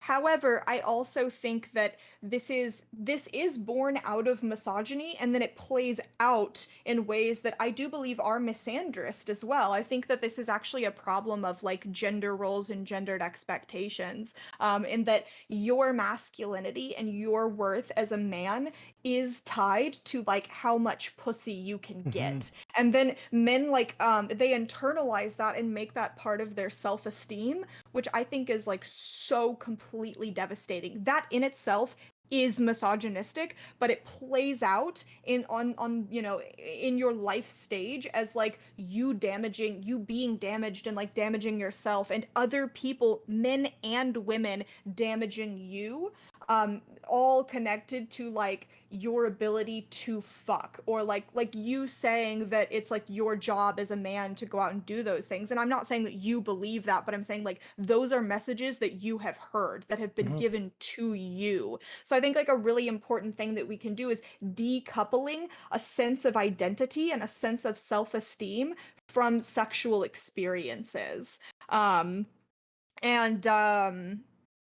I think I had something else that I wanted to say with that, but someone She's in thinking. chat said I had a big, very wrinkly brain, and I thought that was funny, and I got distracted, and now I can't remember what else I was gonna Okay. say. The So I wrinkles guess have I'm unwrinkled. done. Apparently Your not pun- that wrinkly. So Your punishment for looking at chat. Smoothing in real time, yes. yeah. Merrick, have you taken your medicine today? Oh my. Oh no, I haven't. I literally Med haven't check. I actually. literally just took Med some. check. Yeah. And my Um, food is here, but I'm I getting can orders from still hear Sarah. you guys. I gotta Okay. go. No, I mean, We'll be right back. I'm gonna. Good. I'm glad that this is actually, when you get back, you might have some input on this too, Merrick. So, Okie dokie. when I was in the military. I was in the Navy when I was 19, and I lived overseas in Italy, and just like what we were talking about, literally the idea of like making women into just like, I mean, you say it all the time, right? Objectification, but literally an object or a goal. Because I do remember just kind of like what Merrick was saying, this idea of that, like, oh, I need a smash, I need to get pussy, I need to like that's what'll make me happy, right? And that'll and often it leads to those awkward interactions in the first place because you don't even know what to do. And yes, it is italics X phobic. Thank you. of like what to do in regards of like actually in these interactions with women or the opposite sex, where there's just a standstill, and as we've already said, but like maybe it's just like, oh, maybe I just do it, right? Because no one's being taught in the first place or how to just communicate.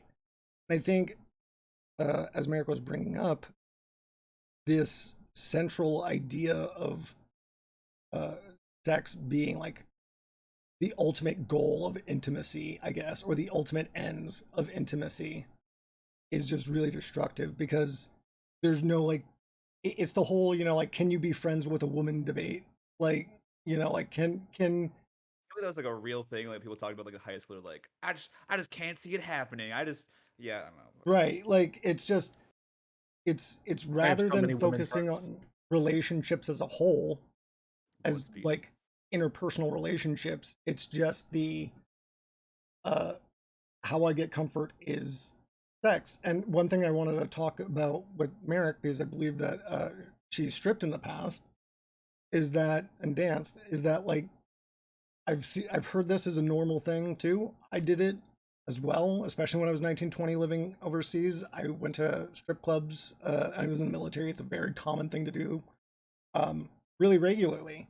And I found out a big thing about that. What I would do was I was going there to like feel like, a lot of times if you get like a backroom show and like pay for that, a lot of times men are just like talking to those like they're so deprived of the idea that like I don't know how to just like have some type of like gratification sexually and like as a friendship, so like I have to go in and pay for that, and then I can sit with the pretty girl who just goes and listens, and like, you'll get really drunk. The people like cry on like girls' laps in strip clubs like that, and I've been that guy. Like, and I think a lot of that coming from this idea that we need shut up.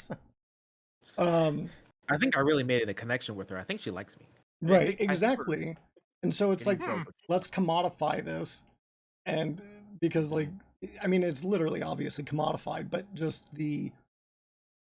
I need this little bit of intimacy, and because I don't have these interpersonal relationships, because I can't look at women other than just the sex, I need a girl that's half naked to be able to listen to me.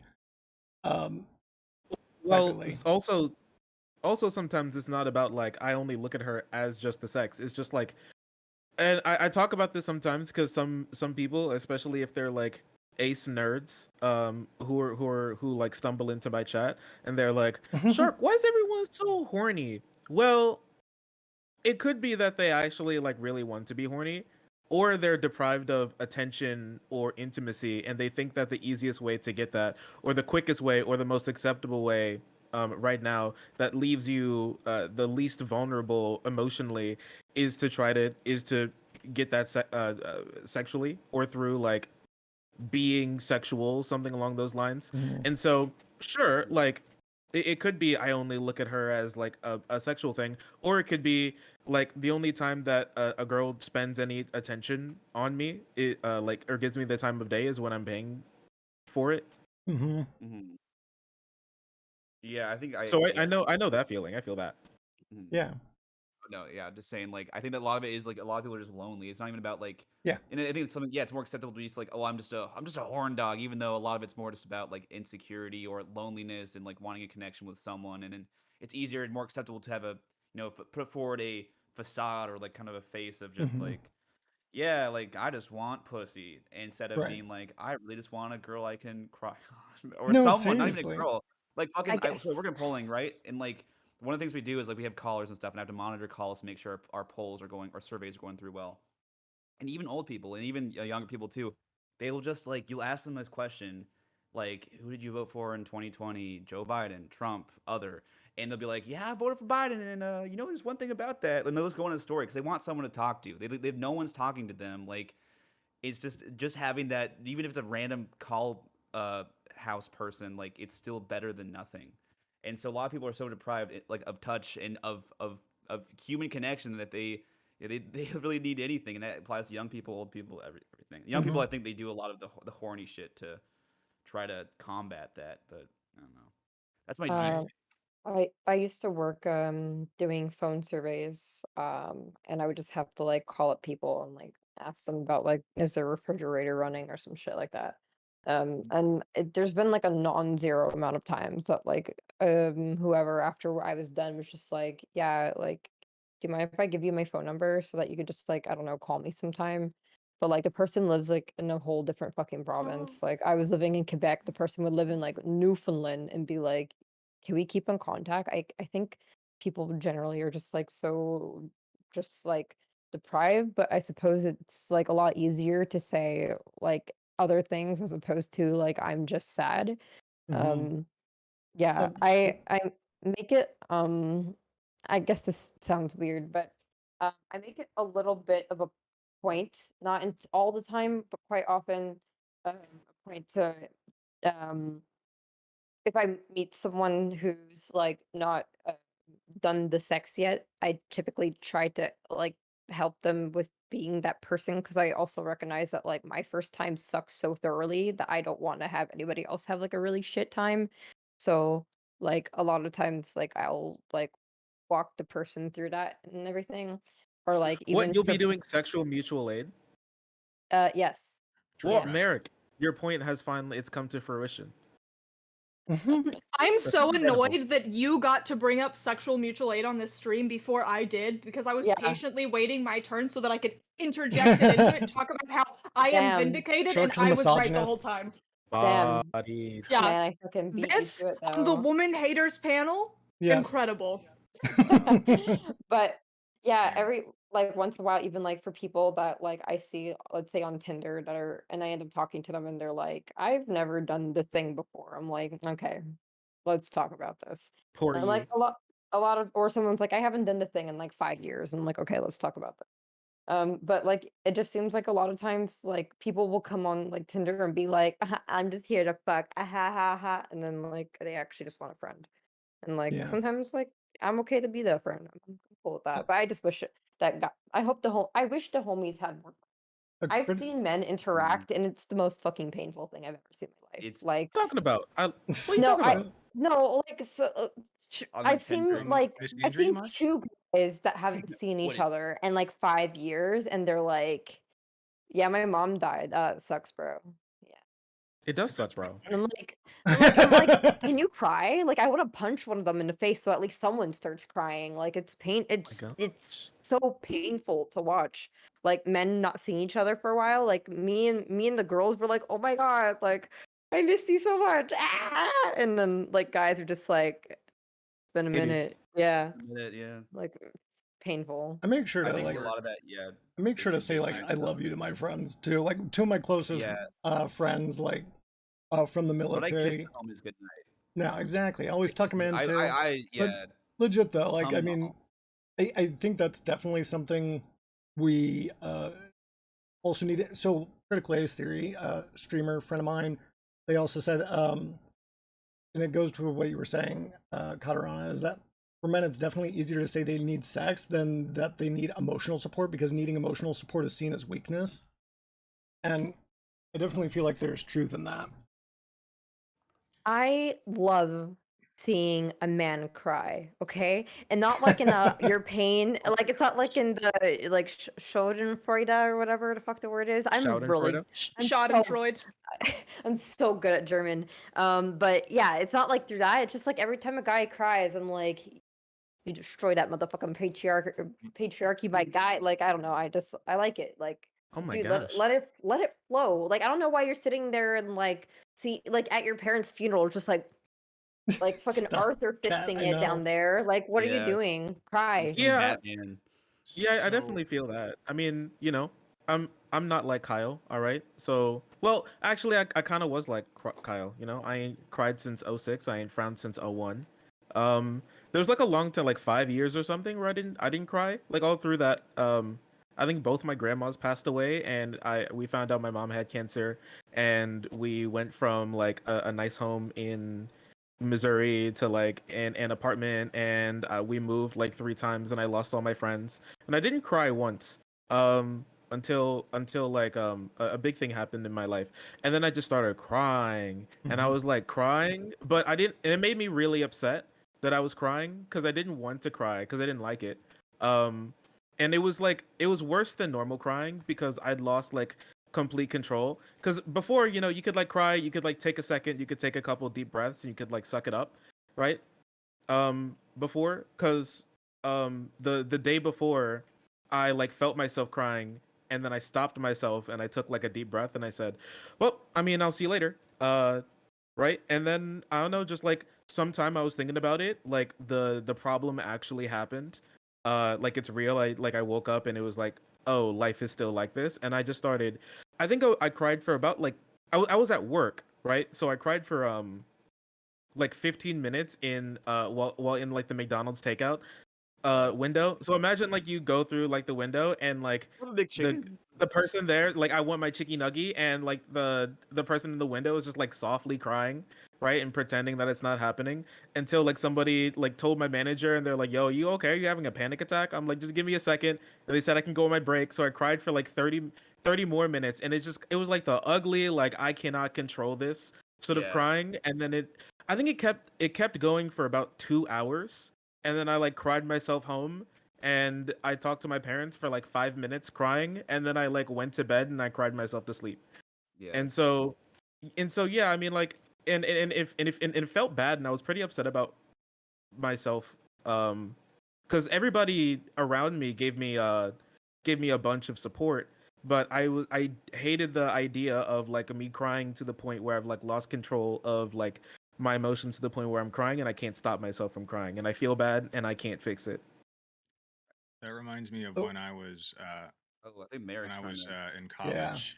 I lost one of my childhood friends to a car accident.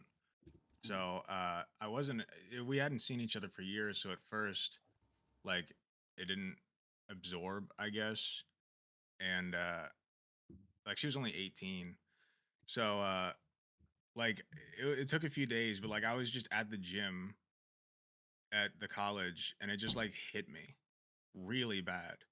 And I went into the bathroom and just started crying my eyes out.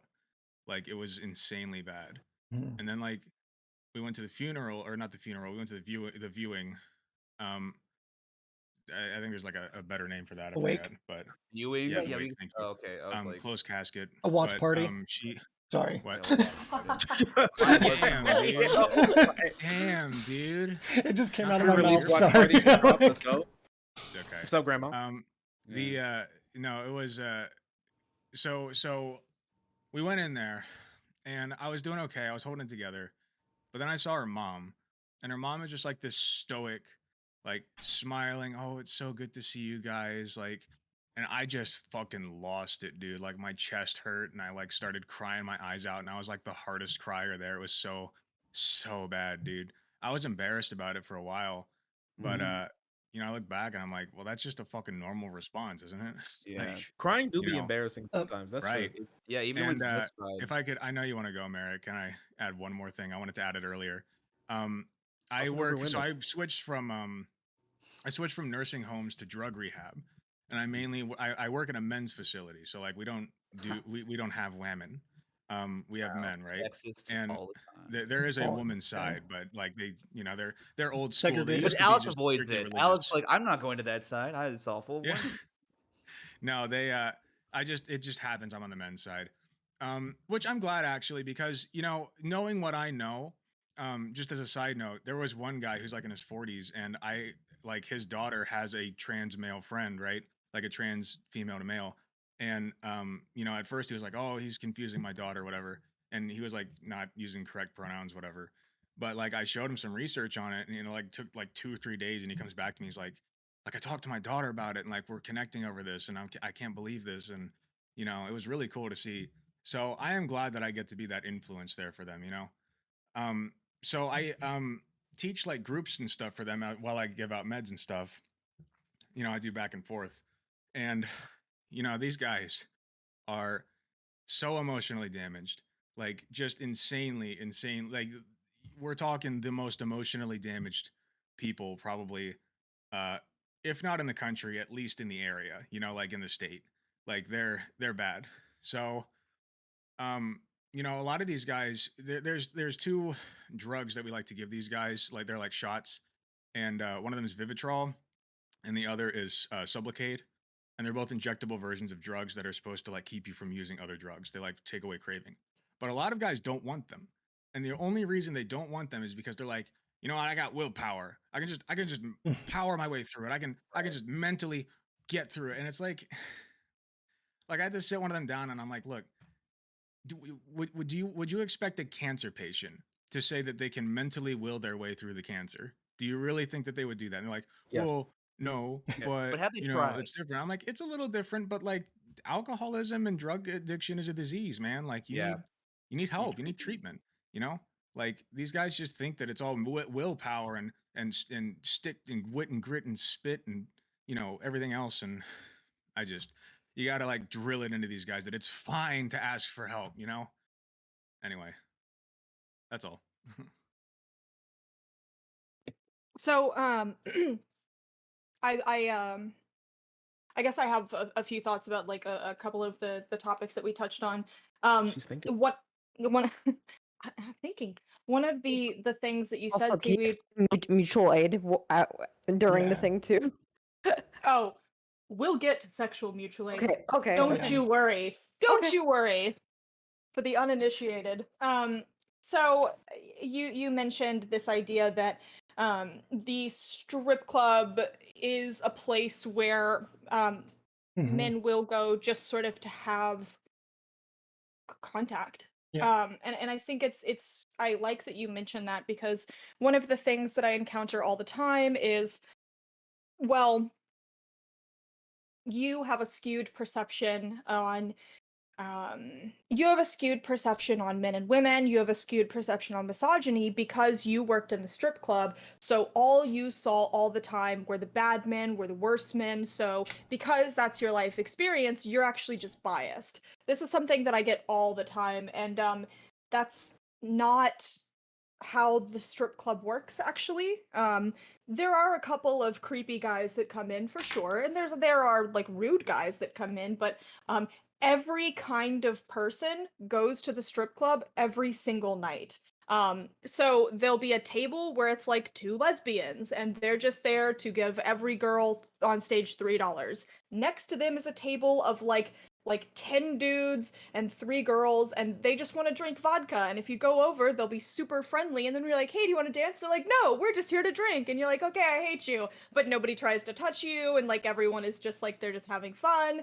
And then the next table over is a man who, as soon as you sit down, he is instantly moving his fingers up in between your legs, and you're like, yeah, okay. So like, there's every different kind of person, and most people are not that like creepy, like skeevy, like come here, sit on my lap, I'm going to give you herpes. Like most customers are not that person. Bug And chaser. yeah, and everyone talks like every single person in every strip club every night is that guy. Yes, the strip club diversity. Thank you very much. So there are a lot of people who come in who I loved this, and I think that this was the crowd that I appealed to, that would buy VIP with me. So, you know, you'd go, you'd sit in the back, and like one of my regulars, our our interaction was, he came in, he would buy VIP, and then we would sit in the back, and I would just hold him for an hour. Like Mhm. I would play with his hair, I would scratch his back, and I would just hold him. And I often made most of my money from stage and VIP. So in VIP, like a lot of customers He just like me. would pay for hours. He's just like me. They would Mhm. pay for There you go. hours, and they would sit there, and they would just want to talk. And I think what I saw, and especially with military men, oh, ask any whore you know. We love. Oh, I don't know if I can say that. Sorry. You can Ask say it. any sex worker you know. We love military boys. Half of you are eating crayons and have no idea that you're being hustled, and the other half of you True. are just like, the other half of you are like just super down to earth, really cool. Purple one, Like, my favorite. hey, Excuse me, what's that? So the purple one's my favorite. So true, Marine bestie. Corps. So true. It tastes the best. We Mhm. love y'all boys. But so like, you know, the other half of you are like I've been on base for 3 months. I have not seen a woman. I understand this is your job. What's okay, what's not. I'll be a good boy. I'll sit on my hands. The United States government just gave me $3,000. I have no money management skills. I'm here to give all of it to you. So like there's a lot of that too. And I find that very often I would play therapist. This would happen all the time. And so this actually kind of rolls into the question of Merrick, what is sexual mutual aid? Why does everyone giggle when that phrase is said? Well, when I was talking about my experiences very early on in my Twitter career, I was talking about the idea that I don't think that we can actually erase sex work, because a lot of people, I think, on the left and a lot of very progressive people act like sex work is just sort of this thing that we have to tolerate, and that as soon as we hit socialism, it will be destroyed. Sex work BTFO'd. It'll be done. We will liberate all the poor victims. And I just don't really think that this is how reality is. And I think that, you know, if we were to have like a better economic system with more social safety nets, I do think that we would probably see a significant cutback in sex work. But I think, you know, I came up with this idea that I was talking one time, and I was like, hey, you know, even if we lived in a stateless, classless, moneyless society, I think that we have so many people that just really are alienated from other people and really need affection. And I do think that there is a place in society for people who think that there is value in intimacy that is there's a place in society for people who think intimacy is something that we should prioritize more. So I was talking about, like, I was saying, will sex work still exist? People got really mad at me because Marxists are the most pedantic people in the world. And they were like, you can't say work because work only ever means labor in exchange for wages in a capitalist system. This is, I promise you, the story will get somewhere. Explaining the background of sexual mutual aid is like a 15-hour endeavor. I'm very sorry. But so I was like, okay, this is like clearly very pedantic. How, you know, what do you people think about like considering like the commodification, I think, of intimacy and of sex? Because I do think that that this is really important, that we actually do point to the problematic elements of commodifying intimacy and of commodifying sex. At the same time, understanding that I think that we need a much more open-minded idea of what it means to have intimacy proliferated in society, right? So I was talking to some people, and they were like, yeah, you know, I mean, I would still make porn even if we lived in a society where people didn't have jobs and there wasn't money. I would still provide things like sexual aids. I would still want to, like, spend time with people who are lonely. Because you're right, when you say, like, I used to do phone calls and people would be like, don't hang up, you know, because they're fucking lonely. And when I did sex work, obviously I saw a lot of this. But when I cleaned pools, I had a lot of this too. When I left and I stopped cleaning pools, I had customers, at least 2 customers, that were like, please keep talking to me. And I had one lady who was like, you're the only person I see. When you come around once a week, you're the only person I see. And you're the only person that I talk to. Like, my kids don't really call very often. I don't really have visitors. And I was just like, wow, you know.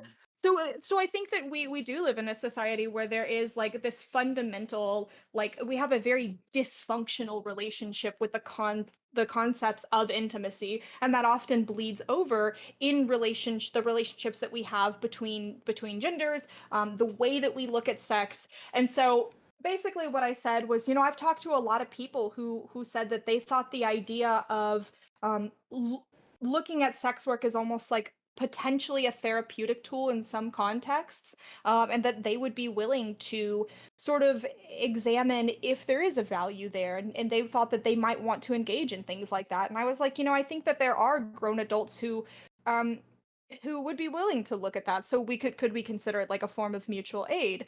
And me asking that question turned into a bunch of people being like, so you're saying you want comfort women, so you're saying you're a racist, so you're saying that you want state mandated glory holes where incels are distributed girlfriends and women are forced into sex slavery. And I was like, well, nope, did not say any of that. But because it's Twitter, it just wildly spiraled out of control. So that's why people meme on sexual mutual aid and they make jokes about that, because I was hitting at this idea of like, how can we re-examine our relationship with the commodification of sex and with the commodification of intimacy, and how do we re-examine the barriers that we've drawn around intimacy and sex?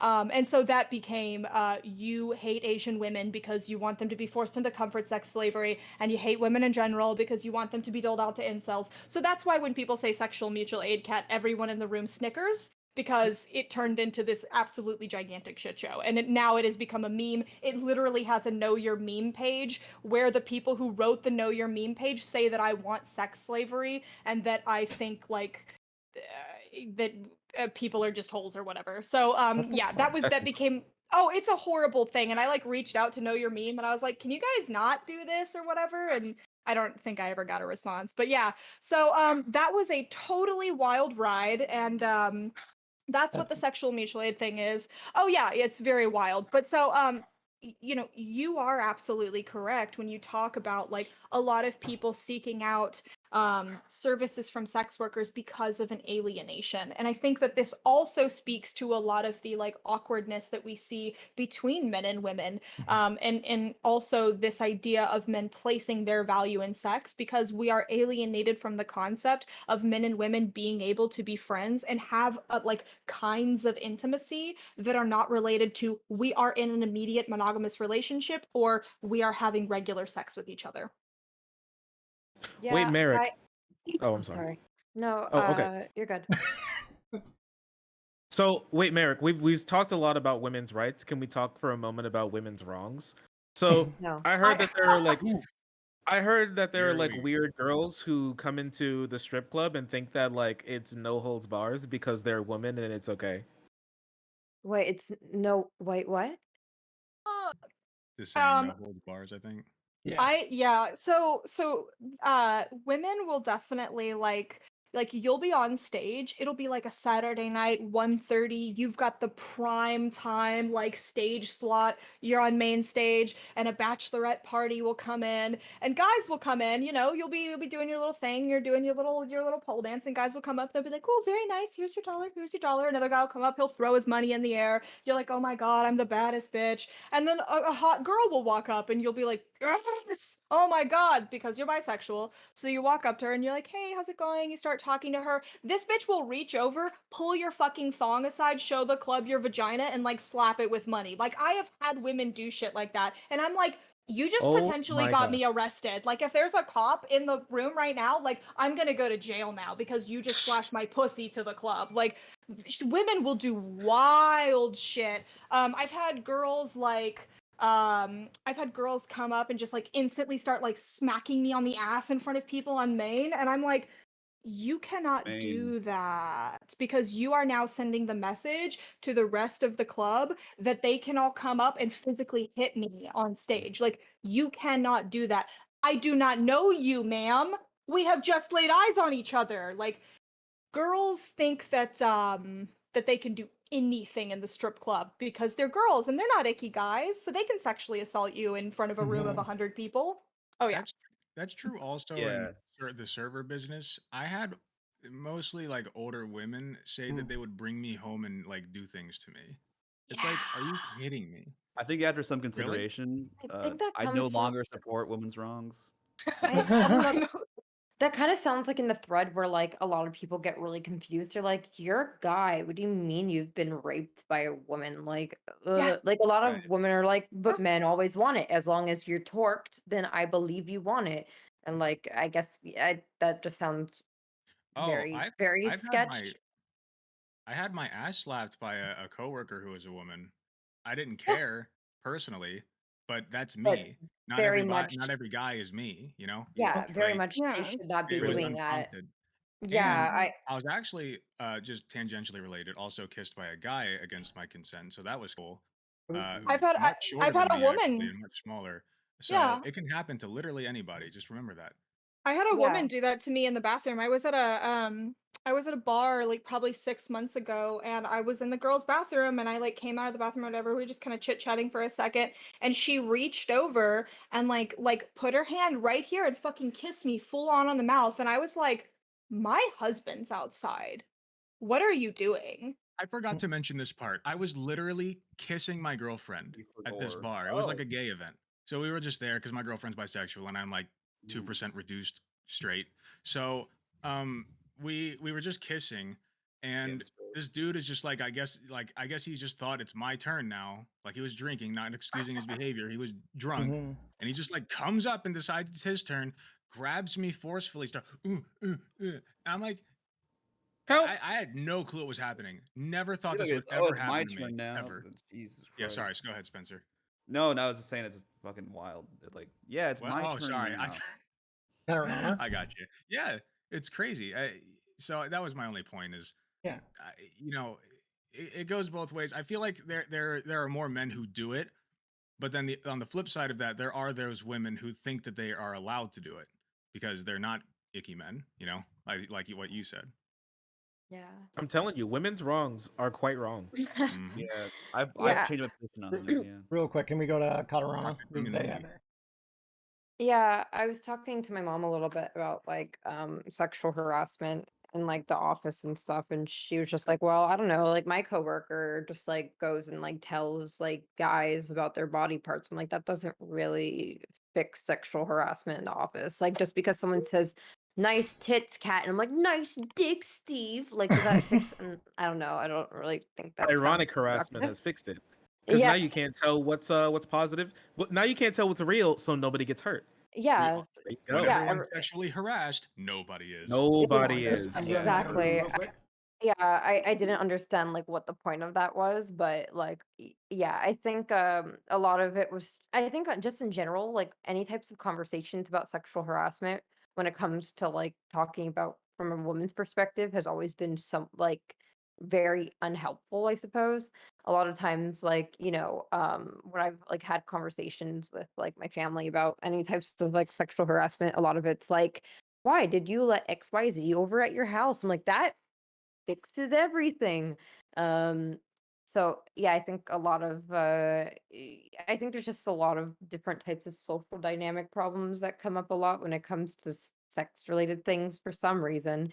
Um, I was also just thinking a little bit about so I went to my first like strip club when I was in Paris like a couple months ago. Ooh. And I received like a lap dance, but also I felt really bad for some reason about the whole idea of even looking, even though I paid for it. So I was like darting my eyes at like 1,000 RPM. Like I was basically like, You are my favorite kind of customer. Whenever people come in and they're like, I don't know what to do with my hands. I don't want to look. I'm always like, okay, that's okay. You can sit on your hands. Like it's okay. I loved this aspect of being a dancer because like people who were really uncomfortable, like I loved being able to be like, hey, you know what? It's okay. You and me are here. I'm completely comfortable.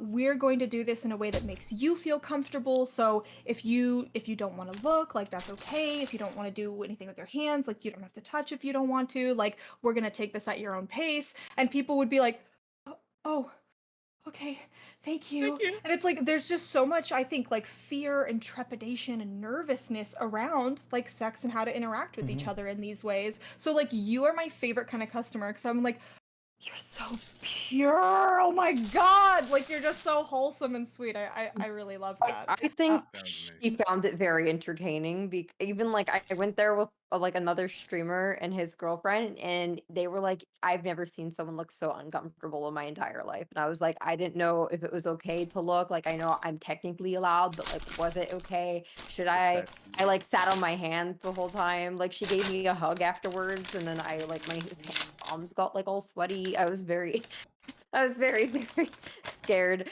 But I also like I guess it's just really interesting to see like sometimes the difference in dynamic because some people are like, as long as I'm paying, I can do whatever I want. And I'm like, I paid, but like if you want, I could just give you the money and run away if you want. Okay, I'm sorry. Like, yeah, like Well, my I'm other sorry. my other two friends also paid for lap dances, but they didn't receive them. They were just like, go get yourself some food, sweetheart. Like, yeah, we were just like very, very like uncomfortable. But I also just in general, I guess, like, I don't know if this is maybe like an internal like misogyny thing, but like some people would come by. Like there was like a couple girls that came by, and I was like, "You're too young. Please get away from me." Like how old are you? Like 19? Please go away. Like I don't. Yeah, I was just I don't know. It's a very interesting environment because you realize like I always like on on the internet or like when I'm talking like on Tinder, I'm talking like mad shit. I'm like, fucking, you ain't got no game. And then I walk up in a strip club and I'm like, oh my god. Yeah. I guess like it's just very I guess interesting because it makes me sometimes think about like my relationship in general to like different types of sexual related things, I guess, because like I remember once at work it was like late and it was only like different like women that were working the 3 a.m. shifts, so like we were playing music and then they were playing that like song like my neck and my back and stuff, and I was like, oh my gosh. Pussy and my crack. Yeah, my I was like, "Oh my god, they're What a talking about banging sex." song. Like all and all of them were like, "What's wrong?" I'm like, "I don't know. It's very sexual. I'm very confused." And they were like, "I think," and they're like, She's "I think talking you about haven't." vagina. Yeah, and then they were like talking to me about like the possibility of me having internal misogyny, and I was like, "I don't know if that's true. I think I'm just scared." Like she said, Nah, she you wants me can't to be do what? scared. You hate women, and you need to stop. Any I women guess haters? sometimes I get a little bit True. confused. Like, True. am I being sexist if I don't want to hear someone say pussy and No, crack at work? you're I don't not. know. No, you're absolutely not. And I think I that think this she is is. like Okay, yeah. okay, shut up. Hold on. The men have decided. Okay, That's I'm true. overruling all of you. I don't think that this is like I don't think that this is any sort of internalized misogyny because like I am someone who has like been a sex worker and worked around sex workers for a decade, and every once in a while there is a woman that I'm like pretty. Like I don't know how to talk to you. Like I'm terrified of you. Do not look at me. Do not perceive me, please. Perceive me. So like I still have this reaction sometimes, and there's sometimes when like I don't get that like visceral like oh my god she said lick my crack, like I don't get that, but I do sometimes get like you are a heavenly goddess, please walk upon my face with your heels, like I definitely get that too. So I don't think that that's necessarily like internalized misogyny. I just think that there's something about like a really pretty woman that is like completely disarming sometimes, and I wonder how much of that has to do with like our relationship with pretty women, like putting them on a pedestal. I don't know. I mean, I think there's a lot of things that we can explore with this, but I don't think that it's internalized misogyny. Okay, wait. So we've done this and we've talked. Now, for me and Alec, mostly Alec and not me, but for both of us, since I'm gonna help him out here, if we're in this situation again when we're just like chilling and he's petting the girl's cat and I'm just like sitting there in the side of the room, how do I fix this conversation? How do we interact with women? Can you help Can you help us? Thank you for And speaking for up. everybody Yeah, else. Yeah. same question. Do you want to True. go How do first, I Kat? speak? Yeah, how do I speak to women if I'm in this situation? How do I what do I do? I don't want to be creepy. I don't want to be weird. Depends on what time of the Go ahead. day it is. I suppose What if time of the it's day? like honestly, like if somebody comes and tries to chat me up on my way to class or something, or like there've been times where like I'm waiting for the bus to come take me to class and someone's like trying to talk to me, I'm like, I'm not in the mood. Like, do you not see it's 9 a.m.? Like, no.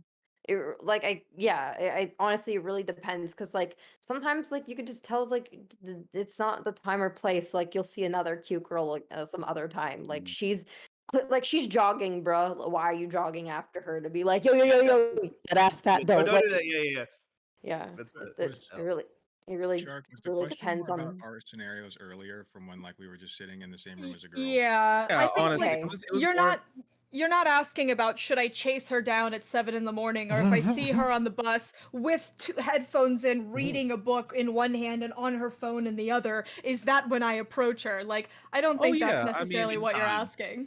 that like approaching women in like specifically that can be a little difficult. I know they're like definitely. I don't know if the girls here have had this experience where you've wanted to talk to someone. I know the guys here, you all have had this experience because we built Yeah. different. All right, you see a Built different. girl and you're like, damn, she's cute, and she's like Mm-hmm. with a friend. Or she's like talking or doing something, and you're like, I wish I could like speak to her. What if there's like a moment when I can, and then you like wait, and it's like the double dutch thing where you're like, but you're like there and you're like going back and you're like, yeah, wait, next one, next Mhm. next rotation, Yeah. right? And you're like, wait, I don't want to feel like I'm staring at her, so I'm not gonna stare at her. And but she's just so pretty, but I really want to talk to her, and then she leaves, and you're like, man, Okay, like okay. that was Punching the difficult, wall. and Ah! Yeah. This is the strip club. So I think that's something that people don't realize is that the social dynamics are completely flipped in the strip club. I am so scared of you fuckers in there because you are the people sitting at the tables with the money. Nobody else on this panel has walked up to someone who is like thoroughly unimpressed with their stack of money in front of them, completely and totally just looking around the room of 12s and just personally, wow, would never deign to let any of these slovenly fives touch me. Like there are definitely people like this that come in the club, and I am like, sir, you have not showered in 3 days. You don't get to have this attitude. But there's definitely Hey, what's people wrong with like that? that yo, when come he's got the in. money, he does. Marinating. But that's what I'm saying. So the social dynamics are completely swapped in the club, and now there are definitely those guys that are like, look at all these pigs in dancer outfits. Like you definitely see that, but like most of the time it's just people who are nice and they're just like hanging out, and you're like, oh my god, every Gesundheit. Oh, you sweet angel. I'm sorry. Was that There's cat who's that's the it's the baby. It's the Eddie. my She's having a sneezy. Oh no. So Bless there's definitely like a paralyzing fear.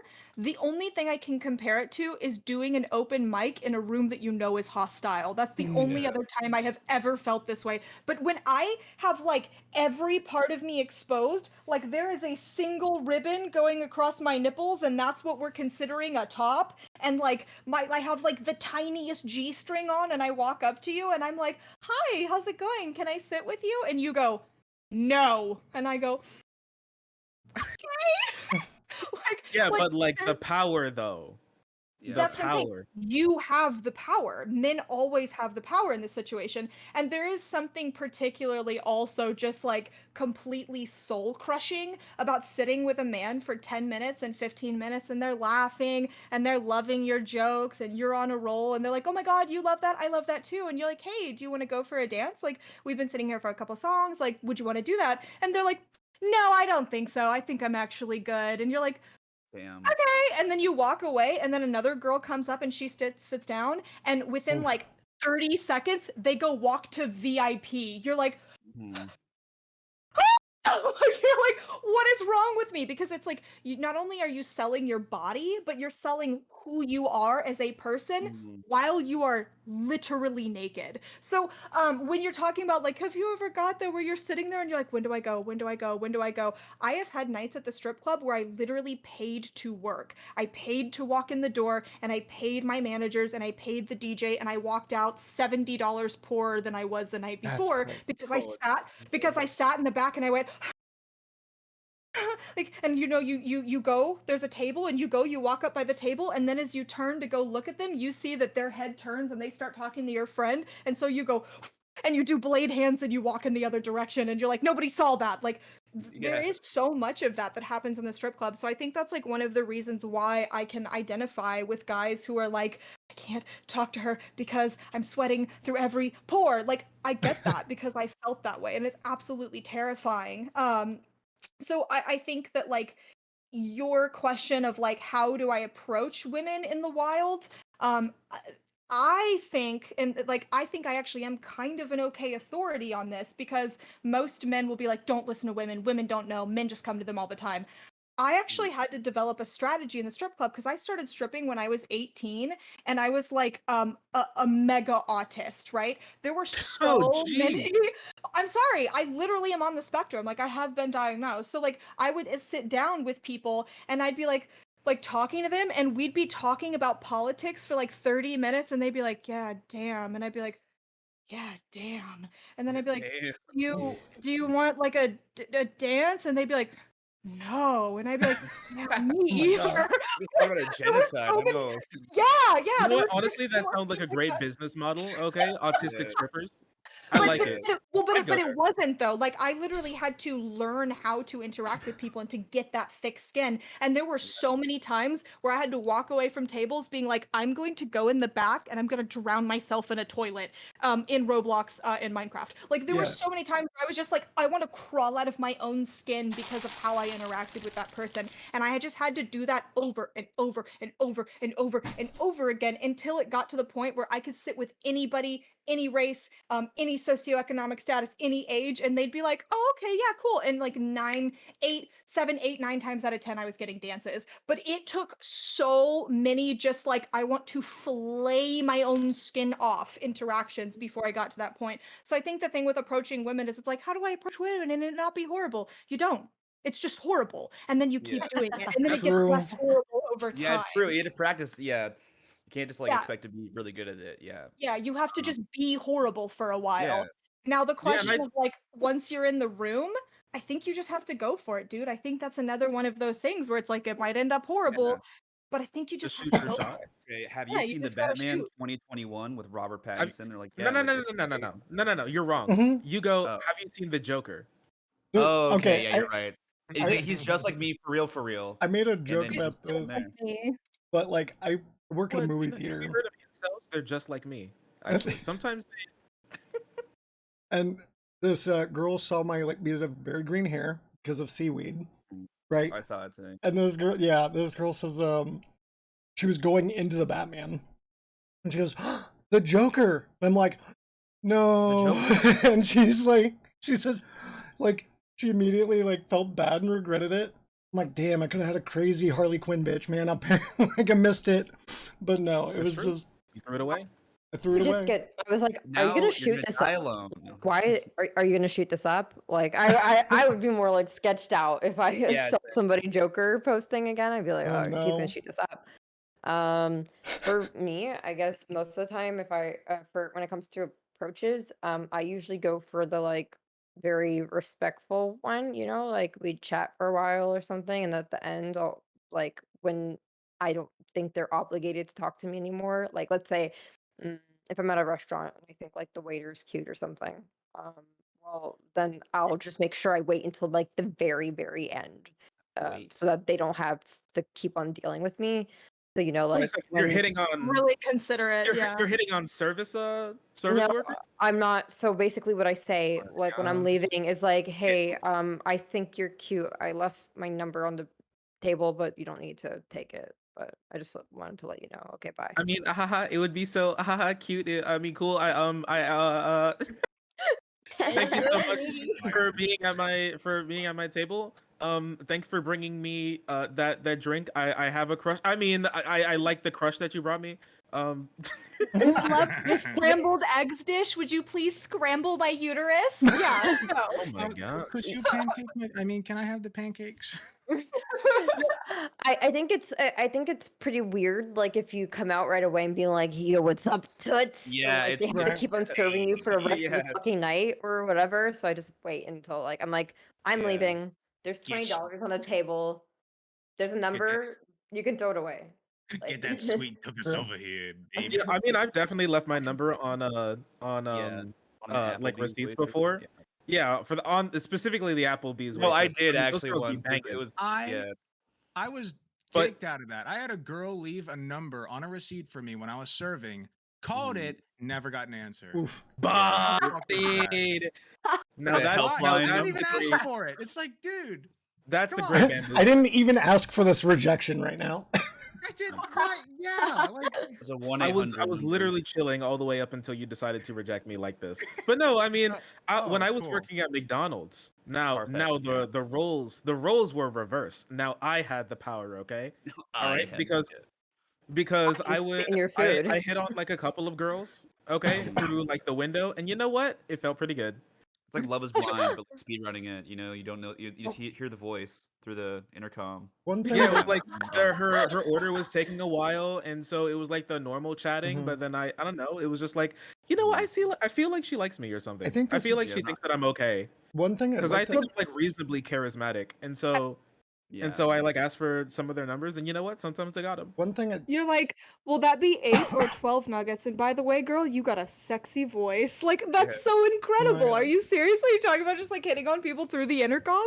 No, not the drive-thru? intercom. Not the Uh, intercom. It was at the either window? the That'd be what was amazing. called at the window. So it was one of the Okay. two. Yeah, I work service, so What- Which window? The dollar window? Okay. Or why do they have two windows? I'm still. I don't mad ever about that. know. I don't know. well, there's Um, two windows for efficiency. Back money is for specifically only taking money and fixing your order, and second window is for like actually getting your. What's supposed to happen is you're supposed to only talk about your order. You're supposed to only give money and then go and then go get your food and then go like that. It's supposed to be you're supposed to have your money ready by the time you've gone to the intercom to there, so you won't be fumbling not only like your wallet but Yeah. also your food. You're That's just what supposed it's to say for, you're but right, other people Spencer, and then One- just yeah. get mad with me. But I'd like to. Hey, listen. Is there a real if answer you work aside? service No. sometimes, and Yeah. you have an opportunity, you see like a cute girl in the in the drive-through, dude, Deuterino, like you hand her your food, you shoot your shot, partner. Well, I so mean, what's the wanna- worst thing she does? Drive away in her fucking Prius? Boo-hoo. What's she gonna do? I wa- Call the police? One thing I'd Yeah, like her to bring Nissan up Altima only goes so fast. when we're talking about like pickup culture and stuff like that, right? I think one thing that I make a habit out of, like people don't know how to like comment, especially like on a woman, but like it goes both ways though. But like comment on a woman without it like being weird and gross. And like one thing that for me, like I say, kind of practice it every day, which is just like to me, compliments are free. I like to, and they don't ever have to be about someone's body. And I think that's where men make a weird mistake, like all the fucking time. Because like Oh, to me, it's always like, and men are pretty much very similar, but like I like on the subway, and people love to, I live in New York. A lot of people love to like think, oh, New Yorkers are just so rude and whatever. Like I'll look at like people's like fits because people have really nice fits in New York, like all different kinds. I'm like, hey man, I love your drip. And they're like, they'll light up, smile, and be like, oh, thank you. Like, or their shoes. And I think that's similarly a lot of times with women. Like I always talk about, a cat, like I think you're bringing up. Yeah, walking around, he got like at least 3 different compliments about his hair. Yeah, that was nice. But I like to compliment women on like hair, nails. It's like things that you actually like put work into, and you obviously So care I love about. it when girls do their nails. It's so nice. Mhm. tattoos are a big one. Yeah. Yeah, Like, I've had Yeah, tats are- men entirely follow me out of like public transportation just to let me Okay. know that like my tits look nice, and I'm like, what? Like, where do you think this? Like, where do you think this is going? Where do you think it's gonna lead? Yeah. Like, yeah, It's like, called a compliment. Dude, feminism these days. Women can't take anything. Women Oh, need holy to- shit. I mean, right? No, like I was like I was getting out of the metro. This man straight up like was supposed to be getting on, did not get on, followed me, and he's like, yo, what time is it? I'm like, you would have known if you stayed in the metro. And he's like, yeah, I just want to let you know you got some bomb ass titties. I'm like, wow. Jesus Christ, Wow. dude. Thank you. Okay, hold on. So when I was like 20 years old, actually no, I was probably like 21 or 22. I used to run out of a car, so I had to ride a bicycle everywhere. I was on I think I was downtown actually, and I was trying to go home, and a man in a Suburban was like, "Hey, pull over! Oh my god, pull over!" And I was like, "Oh my god, I'm gonna die! What's happening? There's an emergency! There's something crazy!" And he was like, "You really need to pull over." So I'm like, "Okay, maybe I have my back tire is on fire or something, and I can't tell." And we pull into a parking lot, and in front of like all of the public, we pull into this parking lot, and he's like, "Hey, you're really cute." I was like, "What the fuck, dude?" Shoot Oh your my shot, God. King.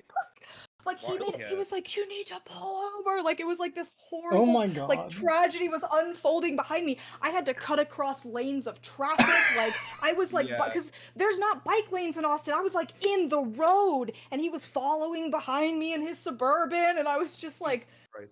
"Are you fucking kidding me, my guy?" How I mad don't were know you? that there's a Oh, worse place I to was pick up I was women. scared. I was Why do you, scared. I like, wasn't mad. I was take scared that? because I think violating social norms to that degree is like really Mhm. abnormal. So that to me, I was like, Yeah. ooh, if you'll do Yeah. that, like that scares me. That makes me nervous. So The yeah. same energy as when Say what you someone's want. like, "Bring me the manager," because that was the best damn meal I've ever had. You know, that kind of thing. Like embarrasses like the person for like 5 minutes, and they're like terrified they're gonna lose their job.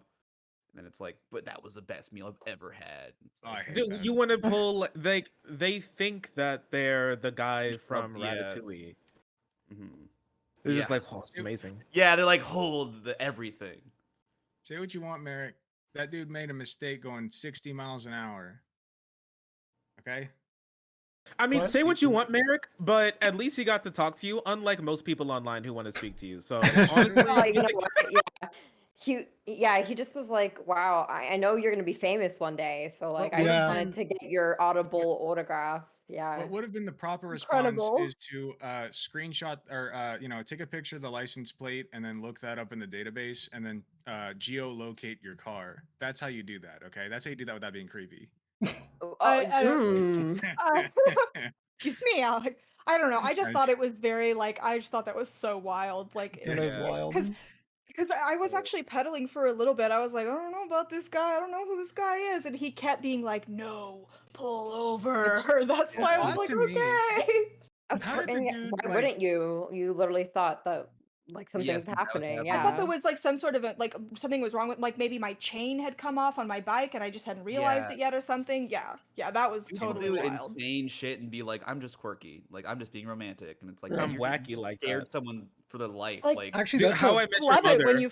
yeah, That's yeah. like one of the epitomes of like what time of the day is it? Like if she's on a bike going somewhere, Yeah. it's not the time. Like Well, Yeah. and yeah. But it'd be I'm quirky. busy. I'm Well, doing you sound- something right now. Yeah. I'm Sounds- physically like a in the nice middle guy. of something at this moment. It's like you want to go out for coffee. Bro, we are in traffic.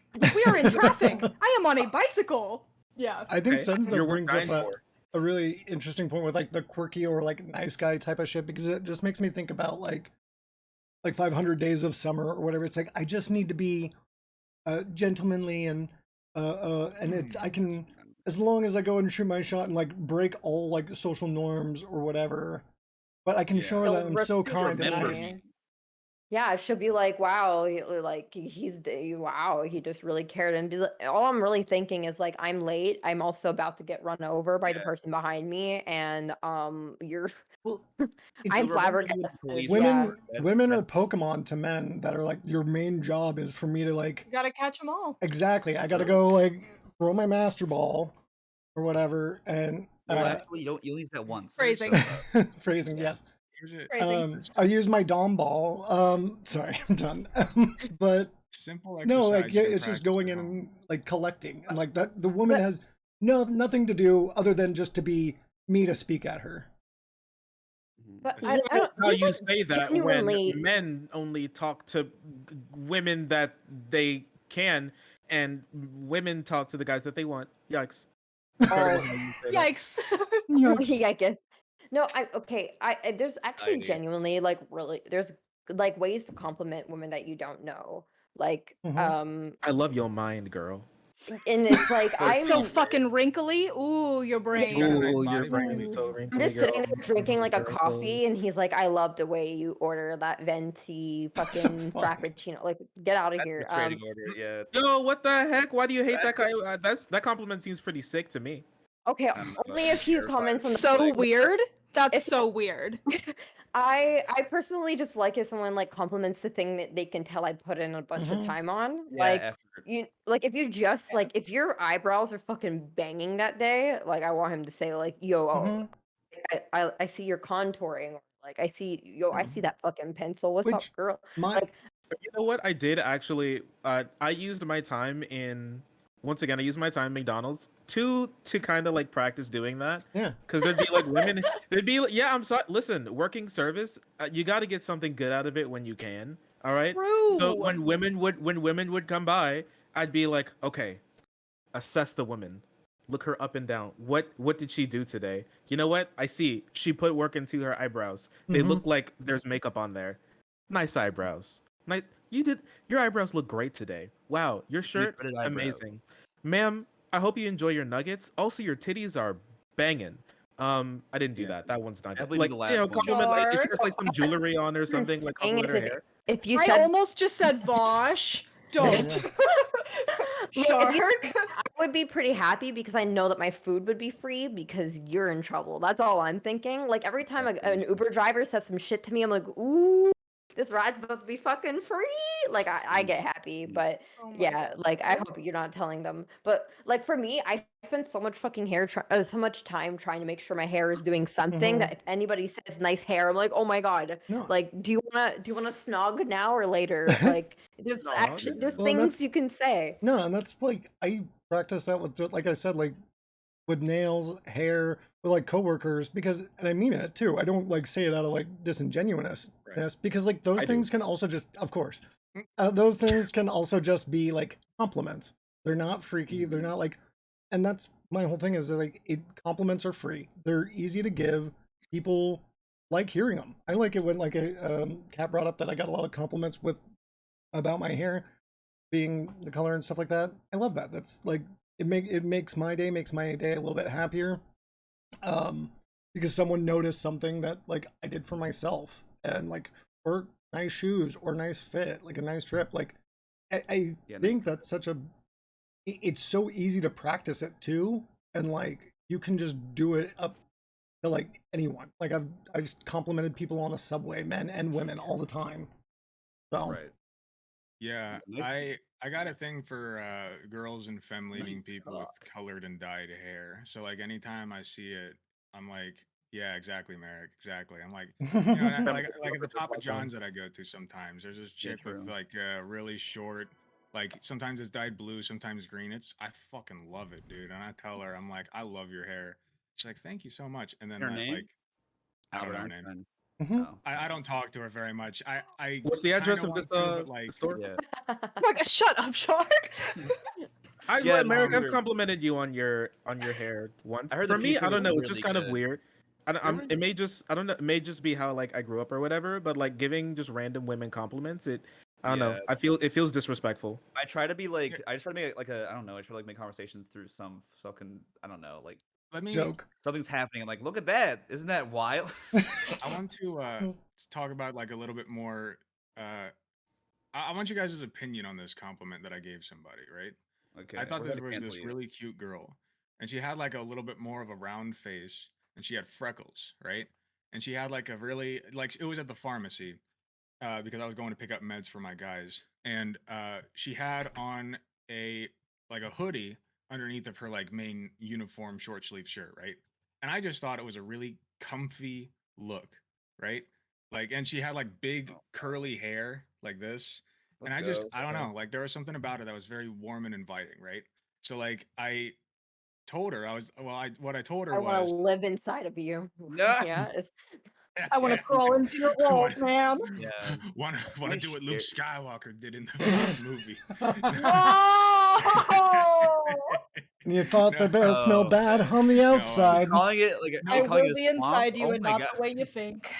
No, what I did was we got through the med stuff. I didn't say nothing to her until the end of our exchange, and I was like, By the way, I just wanted to tell you, like, I like the comfy look you got going on, like the hair and the freckles and the sweater. I think it like all comes together really nice. I like it. And she was like, "Oh my gosh, thank you," and then I left. Yeah, that's It's a really sweet. I that's like it's definitely not sexually charged. Not at all. I don't think that there's anything. You weren't like, "Hey, girl, you're looking frumpty," and I don't care. Like you weren't like Frumpty. that. Like I think like being like, "Yeah, you got a really comfy, cozy look." Yo, girl, I just love the think Kanye look going I on. just think Yeah. she's neat. You look like you Damn, just girl, you I look love like it. Little House on the Prairie. Damn, you look like you gave up today. That's that kind of thing. Like, yeah, as long Hey, as there's it's no place like genuine. home, right? You want to come back with me?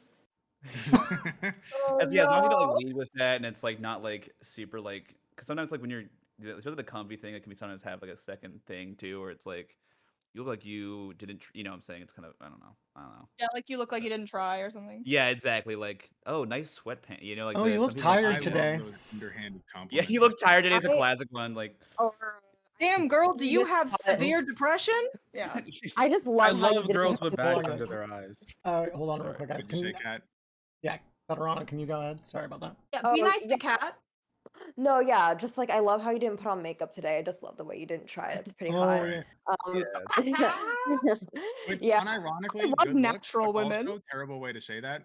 yeah, Like, exactly. Like, I like the lazy look sometimes. Nice. I really hate it when people compliment my outfit because I know that they're lying. Like whenever That's like a lot of times like people in public will like try to compliment my outfit and I'm like someone's like I really love your like I don't know parka because back in Montreal everyone has a parka on Yeah. because of how fucking cold it is and I'm like dude I like this thing's parka? literally gray and it's supposed to be white like you need to go away big like coat. I mean, what if they like that? I don't This know. is I just think imposter syndrome, ma'am. You I gotta take a I can tell compliment. that you've really worn that thing down to the fucking yeah I no love like get how away you from just me. wear the same thing over and over again, like you're one of those cute cartoon characters. You only have one outfit. That's so Yeah. ergonomical. It's like But no, bunch yeah, of, I mean, like, I don't know. I think, Ergonomical. yeah, that's so economical, Ergonomics? girl. Oh, Yeah. economic. But like, Or but Wait like, till yeah, I you mean, tell I them I'm think if actually like Mark you Zuckerberg, I just have the same shirt in my closet like 25 dress times. like one of those billionaire, you dress like one of those billionaire girls. You know you know what I mean, girl? Like, and you look like $1 million. So what's up? You want my number? Hi. Any? But Look, no, I think if you honestly, if you do have the time, just for like just anybody honestly, and like talking to people, and especially if you're a guy, but to anybody honestly, and talking to whether that be like the opposite sex, the same sex, the your emperor out there that you want to hit up, like I would say just go out and just start randomly complimenting people. Yeah. And like especially if you work service or something, like I mean if the compliment's weird, if the interaction's weird, Yeah, they'll know that you tried and they'll just walk away. And you know what? And you won't have to think about it again. Then you just do another one and then you can think about how that one was awkward instead. I would like to make a point about the compliments because I think that we've talked a lot about like exterior stuff. Mhm. I do think that like especially if it's someone that you know a little bit better, if it's not like a total stranger, I do think that like complimenting women especially on things that are not appearance related Mm. is like a really really good thing to do. You're so smart.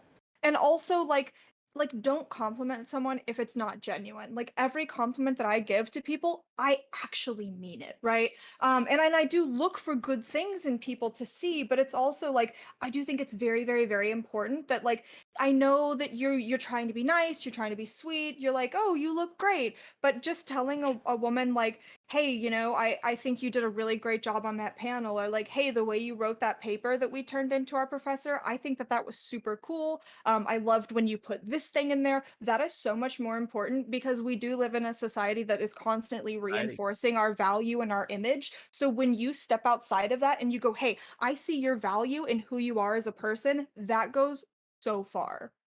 do remember that there is an intersectionality component at times as well because like if someone were to come up to me and be like wow you speak so well I'm like what did you think I was just gonna sit here and grunt like I was and that hoping. yeah yeah they just yeah they, So I think that's why like specific things can be really good. If you're like, "Hey, we worked on this project together and I saw that you did this thing right here," like I wouldn't have necessarily thought about that. I think that's really cool. Yeah, like but I'm saying like if you don't really know someone, that can be difficult, but like if it is someone that you know better, yeah, I mean I think like obviously don't be like, wow, you're so articulate. Like, don't do Or that one. But yeah, don't I hit don't them know. with like, you're Well-spoken. you're really funny for something with a vagina. Yeah, I don't know. I exactly. had this one interaction on Bumble like not too long ago, and it was basically this girl. She was talking about how she got into. I don't know. I don't want to get anything like too specific, but she got into this one thing. She had like she talked about how she had like a bad thing that happened in her life, and she wanted to like help people, and so she got into this thing. And I thought it was like so cool. So I complimented her. I said that she seems like an incredible. I didn't know too much about her at the time, but I was like, you seem like an incredibly caring and kind person, and that's an amazing thing to go out of your way to take care of other people like that. That's so cool, you know. Yeah. And so Great. that's like one thing that's Yeah. not about her like looks or anything. It's really something small that can come up, just Yes. about them, and if you can compliment them about that, and then like tie it to like core like things about a person, them being kind, them being caring, nice, altruistic, these sorts of things, like they're like really they can feel you can get them with only like a small amount of digging, which really makes people feel good when you compliment them about it. Yeah, I think hobbies are big. Like just commenting, like being like, oh, like do you like if you especially if it's if it's in person and they have some sort of thing that indicates some sort of hobby. You can be like, oh, do you like do you draw? If you have like a pencil case with them or something like that.